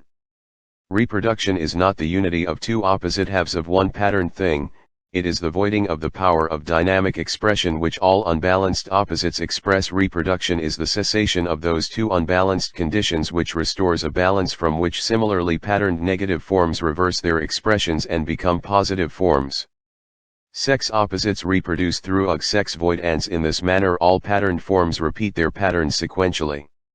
All pairs of unbalanced opposites come from God, the One, and return balanced as one, to God. All unbalanced pairs of separately conditioned things must first find voidance of unbalance and voidance of opposition. They must then become their own opposites. 133 The secret of light. The sex reproductive principle to again acquire an unbalance necessary for another voidance and consequent repetition. All twos must become voided in the one in order to again become two. Reproduction of unbalanced opposites, by unbalanced opposites, is impossible. Opposition must first be voided. The dynamic must emerge from rest and it must be voided in rest in order that it may again become dynamic. Unbalanced condition and change cannot unite to reproduce unbalanced condition and change. The unbalanced condition and change must be voided in order to repeat unbalance and change. The desire for balance. All things seek balance. Two opposed, unbalanced halves of one are forever seeking to balance their opposition. Two children on a seesaw are balanced when they are on a level with their centering fulcrum. When they are on two different levels they are then unbalanced with their centering fulcrum. They are then dynamic. The fulcrum no longer centers them although they are balanced in themselves. In such a position they are obliged to move. Repetition of their motion is impossible while they are in balance with their fulcrum, but is imperative when the fulcrum no longer centers them. A sexless condition is imperative before a sexed condition can be repeated. Just as all motion starts from rest and returns to rest, so does a sexed electric condition arise from a sexless one. The two sexes, therefore, cannot be united to cause reproduction. They must first be voided. 134 Sex opposites do not neutralize, they void the sexes like the two opposites of motion cannot neutralize each other by so-called union. The dynamic cannot be neutralized. Likewise, it cannot become static. But it can be voided. The static condition does not then take its place, for the static condition is eternal. It was there before the dynamic condition arose. The dynamic condition of sound, for example, arises from the static condition of silence, but sound does not become silence. Sound is voided, silence is eternal. The dynamic conditions of sodium and chlorine do not unite to become the static condition of sodium chloride, nor are they neutralized. They must be voided before they can be repeated. Sex determined by direction of pressures. Opposites are not things, they are conditions of things. Just as heat and cold, or east and west, or inward and outward, or compression and expansion cannot unite to become one, so also, the opposite sexes cannot unite, for they are but inward-outward pressures. 135 The secret of light. The sex reproductive principle. Sex opposition is a difference in the pressure condition of things. The male condition is one of compression, the female is one of expansion. The sexes are thus differently conditioned by the two directions of electric pressures, in accord with the two opposite desires of the Creator. The difference of conditioning makes basically similar substances appear to be different things and different substances. All things are sex divided. When, therefore, any two opposed and unbalanced sex halves of one conditioned thing balance their opposed conditioning through motion, they appear to become another thing or substance. This appearance is a deception of the senses, for they do not become another thing. They become voided and another thing from which both are extended, appears in their place. In chemistry we call these pairs stable compounds such as the salts. Water, for another example, is a voidance of oxygen and hydrogen, for there is no oxygen or hydrogen in water. Nor do oxygen and hydrogen become water. Water is the result of the voidance of two unbalanced and opposed conditions caused by equalizing opposed pressures at static equators. Consider the static condition of the calm ocean. A storm transforms that surface into a dynamic condition. Waves which spring from the static ocean surface toward crests and troughs do not unite to reproduce another wave, they withdraw into the ocean surface. They disappear entirely and then reappear from it in reverse to repeat the next wave. Absolute voidance of one condition must take place before repetition can follow. Voided motion is recorded in the stillness from which it was unfolded in order that it can be repeated from that record. Records of motion are seeds for repetition of motion. In the seed is desire for manifesting imaged forms of idea. All forms are wave forms, all wave forms unfold from seed records of those wave forms. 136–137 I am dual thinking mind, thinking two in action and reaction. I am dynamic thinking mind, pulsing with my dynamic thinking. With one pulse beat of my dual thinking I build my multiple one image and bind them all as one in me. I then cancel them with the other voiding pulse.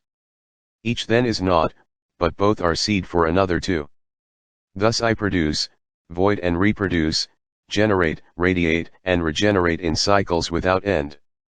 For behold, my imaged universe is mere, thus I produce, void and reproduce, generate, radiate, and regenerate in cycles without end. For behold, my imaged universe is mirrored to infinity, it is repeated to the endless end, yet there are but multiples of three in all my universe. And again I say to thee, two of those very three are naught but my imaginings, for my Trinity is but one. The two are in me, and they are of me, but they are not me, nor am I them. From the Divine Iliad chapter 8 electricity defined. Electricity is the strain or tension set up by the two opposing desires of universal mind thinking, the desire for balanced action and the desire for rest. This electric universe is a complexity of strains caused by the interaction of these two opposing, interchanging electric desires. All matter is electric. All matter is conditioned into greater or lesser strains according to the intensity of desire, which is the cause of all electric strain to which it electric desires. All matter is electric. All matter is conditioned into greater or lesser strains according to the intensity of desire, which is the cause of all electric strain to which it is subjected. The farther removed from rest, the greater the strain or tension. That which we call high electric potential is merely great strain to maintain a condition which is far from the condition of rest. The familiar return ball with which a child plays is a good example of electric strain. When the ball is thrown from the hand, the elastic gradually tightens to increase the tension of resistance to strain generated in the elastic. The strain continues to intensify until the ball comes to rest. When the ball returns, the strain gradually lessens until the ball again comes to rest in the child's the secret of light electricity defined hand. When that happens, the strain and tension have been voided. Tension has not become rest, it has ceased to be. This whole electric universe is a complex maze of similar tensions. Every particle of matter in the universe is separated from its condition of oneness, just as the return ball is separated from the hand, and each is connected with the other one by an electric thread of light which measures the tension of that separateness. It is as though all of the universe of separated particles were playing return ball with each other. When a condition of oneness has been attained in matter, the electric tension ceases to be. Sodium chloride will illustrate this meaning. When sodium and chlorine desire separateness from their oneness of condition in sodium chloride, and cite electric desires which caused those tensions, electrical force ceases to be. Likewise sex desire ceases to be. Electrical tensions exist only between unbalanced electrical matter in motion which is separated from other electrical matter in motion. Wherever there is a condition of rest, electricity ceases to be. Electricity is, therefore, a dual force which seemingly unbalances a condition of rest by dividing it into two opposite conditions and sets them in seeming motion. Interchange between the two opposites of motion voids the unbalanced condition at the end of each cycle of electric expression. As rest cannot be unbalanced save by illusion, electricity which causes that illusion has no existence. ETTLNTD fluid. .lbj.st.mc.hcmf and jttc lutmllv. JRLCLTLL tension ceases to be. Sodium chloride will illustrate this meaning. When sodium and chlorine desire separateness from their oneness of condition in sodium chloride, an electric strain is set up between that separated trinity. When the desire for separateness has gone out of sodium and chlorine, the electric tensions which bound them to the rest condition from which they sprang are voided. Likewise sodium and chlorine are utterly voided. The reason for this is because all matter is a series of electric tensions. When the tensions cease, the conditions set up by them cease. It is as though two children on a seesaw withdrew into their fulcrum. Sex tensions and strains intensify the farther they are removed from rest. When unbalanced sex tensions void their unbalance through interchange between the oppo.il. ln uluvv \, u1 joule j / uavcuig1 usiuu, tat, l, tricity which causes that illusion has no existence. Behold in me the one, inseparable. Two things there are not in my universe. There is but me, everything that is of every other thing that is. Nothing is of itself alone. All things are indissolubly united. Sit ye not and ask, acting not, for thy desire will not come thy way to thee unaided by thy strong arms. Behold, I am within all things centering them, and I am without all things controlling them, but I am not those things which I center in them and control in space surrounding them. This is a universe of seeming, an imaged universe of thinking, an action universe of desiring. That which mind desireth will appear. I am the center of my universe of me. Everywhere I am is the center of all things. This is a universe of seeming, an imaged universe of thinking, an action universe of desiring. That which mind desireth will appear in the image of that desire. I am the center of my universe of me. Everywhere I am is the center of all things, and I am everywhere. Seek ye, therefore, what ye will in me, and ye shall find it. Desire what ye will, and behold it standeth before thee. Throughout the eons it hath been thine without thy knowing, e'en though thou hast but just asked for it. From the Divine Iliad, the Two Electric Desires, Chapter 9. The two electric desires. Electricity is the servant of mind. It does all of the work of creating this light wave universe in unfolding refolding sequences which mind desires. The universal mind has two desires: the desire for creative expression through the action of concentrative thinking, and the desire for rest from action through decentrative thinking. One desire is for separation from oneness into unbalanced multiplicity, and the other is for voidance of multini resuri, for rest from action through decentrative thinking. One desire is for separation from oneness into unbalanced multiplicity, and the other is for voidance of multiplicity into balanced oneness. One desire is for action and the other for rest. These two desires of mind constitute the give for regiving principle by means of which all things in nature grow or unfold by appearing from the void of rest in the kingdom of heaven, from which all creating things appear, disappear, and reappear in sequential cycles. The electric expression of the two desires is reflected in the pulse beat of the universe. One pulsation compresses, the other expands.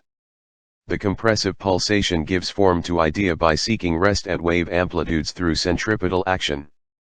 The destructive pulsation voids form to seek rest at wave axis through centrifugal reaction. These two opposite desires are characteristic of all effects of motion. All animal, vegetable, and mineral life seeks action and rest alternately. All effects of motion manifest that principle. A ball thrown in the air seeks rest from its action and returns from its unbalanced condition to seek rest through reaction. After a day of work, man rests from action so that he may repeat his day of action. Because of these two opposite desires of universal mind thinking, all creating things appear on earths from the void of their heaven, disappear from their earths into may repeatless aaeoi 1. Underscore. Because of these two opposite desires of universal mind thinking, all creating things appear on earths from the void of their heaven, disappear from their earths into their void in the heavens and reappear from that void to repeat their desires. This explains the mystery of matter appearing from space to be alternately swallowed by space. Again I say, I am the soul of my universe of creating things. Within my being is desire for manifesting my being. Desire in me is soul in me. I that which is soul in me desire to manifest in form through light. Light extendeth from soul in me and returneth to soul in me, the extension and returning being two seeming lights of me. J-Ram. Out tn me anna returneth unto sout in me, the extension and returning being two seeming lights of me. 2 I again I say, I am the seed of my unfolding refolding universe. Within my light all formless seed of planned idea are enfolded in my being at rest in me again I say, all things extendeth from me and returneth to me. From me all things are born from seed of thought in me, and born again, with each pulsation of my thinking. There is naught but birth in my imagining. There is no death in me, for endings and beginnings are one in me naught but life reacheth out from me, and naught but life meets returning life for rebirth in me wherefore I say, ye must be born again and again unto that infinity of mirrored reachings which is my imagining. Thus is my one idea continued endlessly in imaged forms of my thinking. Thus is my one idea reborn as many ones in the multiplying mirrors of my effigs nfmt, ltsi yitertugtlng. I news is my idea continued endlessly in imaged forms of my thinking. Thus is my one idea reborn as many ones in the multiplying mirrors of my light, forever without end. Again I say, the mirrored multiples of my thought images are but reflections of my imaginings. They are not me from the DMNE Iliad THUNF old in G re FOLDNG principle chapter X the unfolding refolding principle the two opposite electric expressions of desire of mind unfold all idea of mind from its pattern in the seed into imaged forms to simulate the idea of mind and refold it back into its recorded pattern in the seed, for again unfolding. Each one unbalances the other in order that each may seek balance in the other to disappear and reappear as the other. Positive electricity is the father light, which gravitates each one unbalances the other in order that each may seek balance in the other to disappear and reappear as the other. Positive electricity is the father light, which gravitates toward a point of rest which centers all creating things. Negative electricity is the mother light which radiates toward planes of the one light at rest which bound all wave fields of motion. Positive electricity winds the light of motion into dense solids around points of still magnetic light. It compresses motion into incandescent spheres surrounded by the vacuity of negative electricity. Negative electricity unwinds the light of motion from dense solidity to tenuous vacuity by expanding it into cubic wave fields of space. Positive electricity pulls inward spirally from within against the opposing resistance of negative electricity which thrusts outward spirally from within. This two-way radial universe of seeming motion is the product of these two opposed electric conditioners of matter which pass through each other in opposite directions. Each interchanges with the other in sequential pulsations as they pass through each other from points of gravity to wave field boundaries and back again in endless cycles. Each becomes the other at halfway rest points of their cycles. Large-scale examples of this process can be seen in any of the spiral nebulae, notably Nebula 74 Piscium. Two fiery spiral arms of radiating mother light reach out from the equator of its central sun to born its countless other suns and earths by unfolding them from its centurani of the spiral nebulae, not IBN Nebula 74 Piscium. Two fiery spiral arms of radiating mother light reach out from the equator of its central sun to born its countless other suns and earths by unfolding them from its centering seed. Figs 35 and 37, pg 242, two black arms of gravitating father light pull spirally inward from the heavens toward the poles of the centering giant sun to generate the sun in incandescent oneness of all form. The father light of gravity refolds all unfolding forms from creation seed in formless light of suns and gives them growing bodies. Gravitation is the male principle of creation. Gravity refolds toward the seed. Radiation is the female principle of creation. Radiation unfolds from the seed. The generating light of gravitation and the degenerate the secret of light of radiation are projected through each other from rest to rest in pulsing sequences to manifest idea by borning father-mother forms of idea through their voiding interchange. This principle of rhythmic balanced interchange between father-mother lights off gravitation and radiation is fundamental in all creating things. It is the principle of two-way equal giving which man translate thou the light of my thinking into man's words for his guidance. I am balance. In me all my imaginings are balanced in their seeming unbalance. Effaces the quality of love in the light of the one. I add, but that which I add to one pulsation of my thinking I subtract from the other one. I divide, but that which I divide I multiply. 1. I divide, but that which I divide I multiply. My pairs of opposites are equal, but again I say that they are opposites, and opposites oppose in my universe of me. Opposites void opposites, while likes retain their friendly orbits side by side. All the sons of heaven give light of each to each, while the dark voids the light and the light, likewise, the dark. Chapter 11 My two lights move in opposed ways to avoid the other path, but find these paths to be lanes leading into and out of vortices centered by but one rest pole where the two poles are not, having never even met as two. Pairs of opposites are drawn into each other's vortices where they void each other, passionately. Each is then not, a zero simulating that zero of their source from which they sprang, but they are also seed for another seeming two which emerge from the 1% of TB and FLY5 URT. Men not, a zero simulating that zero of their source from which they sprang, but they are also seed for another seeming two which emerge from the oneness of their source. From the divineilladii, the illusion of attraction and repulsion of matter. One of the great illusions of the senses is that matter attracts and repels matter. It is also believed that oppositely charged electrical particles attract each other and like charges repel.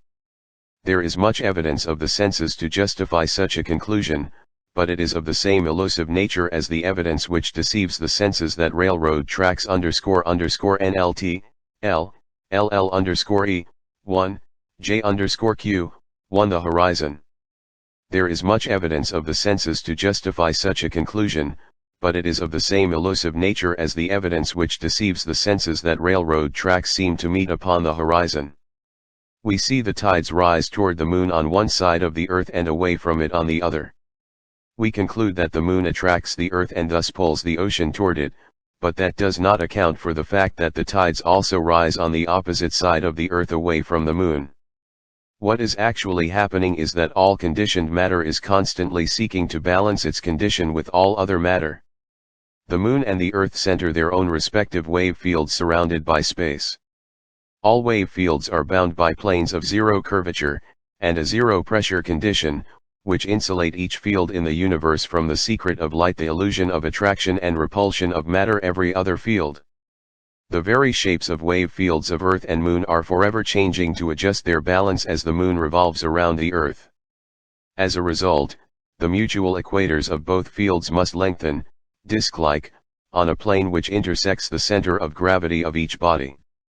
Naturally the tides rise toward, and away, from the Moon. If the Earth were all liquid instead of solid, it, likewise, would lengthen appreciably at its equators, disc-like, and flatten at its poles to meet the interchange of balance between the fields of the Moon and Sun, as Jupiter and the outer planets are so noticeably doing.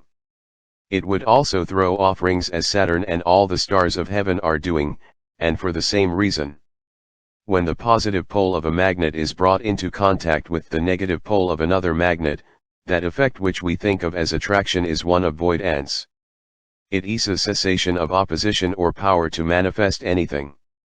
Polarity utterly ceases at that point and each opposite extends to each opposite end, each getting away from the other and through the other, spirally, as far as it can.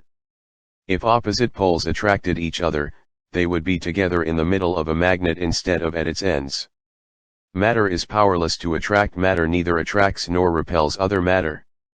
Unbalanced conditions in matter seek balanced ones. All matter is motion constantly seeking rest. Ju 5. VYVU1 UQ1 ADLTJOLWULLUGSSO earn ano all the stars of heaven are doing, and for the same reason. Polarity II we see the positive pole of a compass needle pointing toward the negative pole of a magnet and the negative pole of the magnet pointing toward the positive pole. This evidence is one of the bases of our conclusion. That is what our eyes see. What actually is happening is that they are voiding each other's unbalanced condition to seek balance through each other. Opposite poles get as far away from each other as they can, until their opposition is voided by balance in their fulcrum and they cease to be. Matter neither attracts nor repels other matter. Unbalanced conditions in matter seek balanced ones. All matter is motion constantly seeking rest. This it can find only by balancing its condition with matter similarly conditioned by voiding the tensions of its sexed condition. That alone is the cause of motion and the reason for its continuance or discontinuance. All matter in motion seeks rest. This is a universe of one thing. All matter which is electrically separated from that oneness seeks it. This is a fundamental principle and underlying desire of all creation. It is as true of humans and their emotions as it is of matter. The secret of light, the illusion of attraction and repulsion of matter. When water vaporizes, it expands into its own opposite condition. It then seeks rest in clouds of like condition. When it thus finds rest in a balanced condition, its motion ceases and its opposition also ceases. 2. We again repeat that electricity is a division of the one light into two extensions of that light projected through each other, each becoming the other alternately. The one light is a pressureless and sexless condition. The two lights which are extended from the one are opposed pressures and opposed sexed conditions. Thus there are but two conditions of matter, either expanding from stillness or contracting toward stillness. Each condition arises from the other. The instant it becomes its own opposite, it gets as far away from that opposite as is necessary to find balance in a like condition. It seeks its like condition to find rest in a balanced condition, and not because the matter of it is attracted by the matter it seeks. A log floating downstream is seeking a balanced condition and is not being attracted by the dam_QLQJ_Q dot. HILO.RI underscore. UWUM03 a UAL LU, U condition, and not because the matter of it is attracted by the matter it seeks. A log floating downstream is seeking a balanced condition and is not being attracted by the dam or by other logs. These opposites represent the compression extension father-mother principle, which integrates light into solids and disintegrates it into vapors and gases. All moving masses are unbalanced LL. IIJ. To say that these opposites attract each other is equivalent to saying that north attracts south, that inward attracts outward, that wetness attracts dryness, or that darkness attracts incandescence. Water, for example, is a compressed condition. Elusive evidence. Another effect of motion which has misled the senses into believing that opposites attract is that hot air is said to rise toward cold and cold air to descend toward heat. That is not what is happening, for like seeks like. Cooling air is expanding and rising toward cold, and heating air is contracting and falling toward heat. Negative oxygen bubbles gather at the positive pole of a charging electric battery, and positive hydrogen bub HLGFEX toward cold, and air is contracting and falling toward heat. Negative oxygen bubbles gather at the positive pole of a charging electric battery, and positive hydrogen bubbles gather at the negative pole. What is actually happening is that the positive pole is taking the positive condition out of the water, leaving the negative oxygen as residue. The negative pole is, likewise, taking the negative condition out of the water, leaving the positive hydrogen as residue. Again, like seeks like. The outstanding demonstration of the principle of like conditions seeking like is in the elements of matter. If opposites attracted opposites according to present concepts, it would be impossible to gather together 1 ounce of the same elements. All elements seek their kind. In any chemical decomposition of compounded the secret of light mixtures, each element seeks and finds similarly conditioned elements. Nature's gyroscopic principle does this automatically. Every element has its own gyroscopic relation to the axis and amplitude of its wave. Each seeks that relation of pressure and moves until it finds itself in the orbit of its own gyroscopic plane of pressure. Behold in me the light of all knowing. In light is all idea of knowing. In divided light of me the thinking of my knowing is recorded in moving imaged forms of my imagining, which reflect each divided one into its opposed one to manifest my knowing. Each mirrors light of each to the other one to manifest my knowing through their mirrorings. Know thou that moving things move not. Their moving is but seeming. Know thou also that moving things alone, p.np. Ruin othno, enrolken review, tjpmnntfnr. Know thou that moving things move not. Their moving is but seeming. Know thou also that moving things alone sense moving things and know them not, for moving things have naught in them but their seeming moving. Moving light of my thinking's mirrorings is my universe of image building in lights of my imaginings. These have no being, for they are not me. I alone have being. From the Divine Iliad, Light Chapter 12. Light ilii2 I. Lii, light cannot be seen, it can only be known. Light is still. The sense of sight cannot respond to stillness. That which the eyes feel and believe to be light is but wave motion simulating the idea of light. Like all things else in this electric wave universe, the idea of light cannot be produced. Electric waves simulate idea only. They do not become idea. When man sees the light of the sun, he believes that he is actually seeing light. When the nerves of his eyes are light cannot be produced. Electric waves simulate idea only. They do not become idea. When man sees the light of the sun, he believes that he is actually seeing light. When the nerves of his eyes are but feeling the intense, rapid, short-wave vibrations of the kind of wave motion which he senses as incandescence. The intensely vibrant electric current mirrored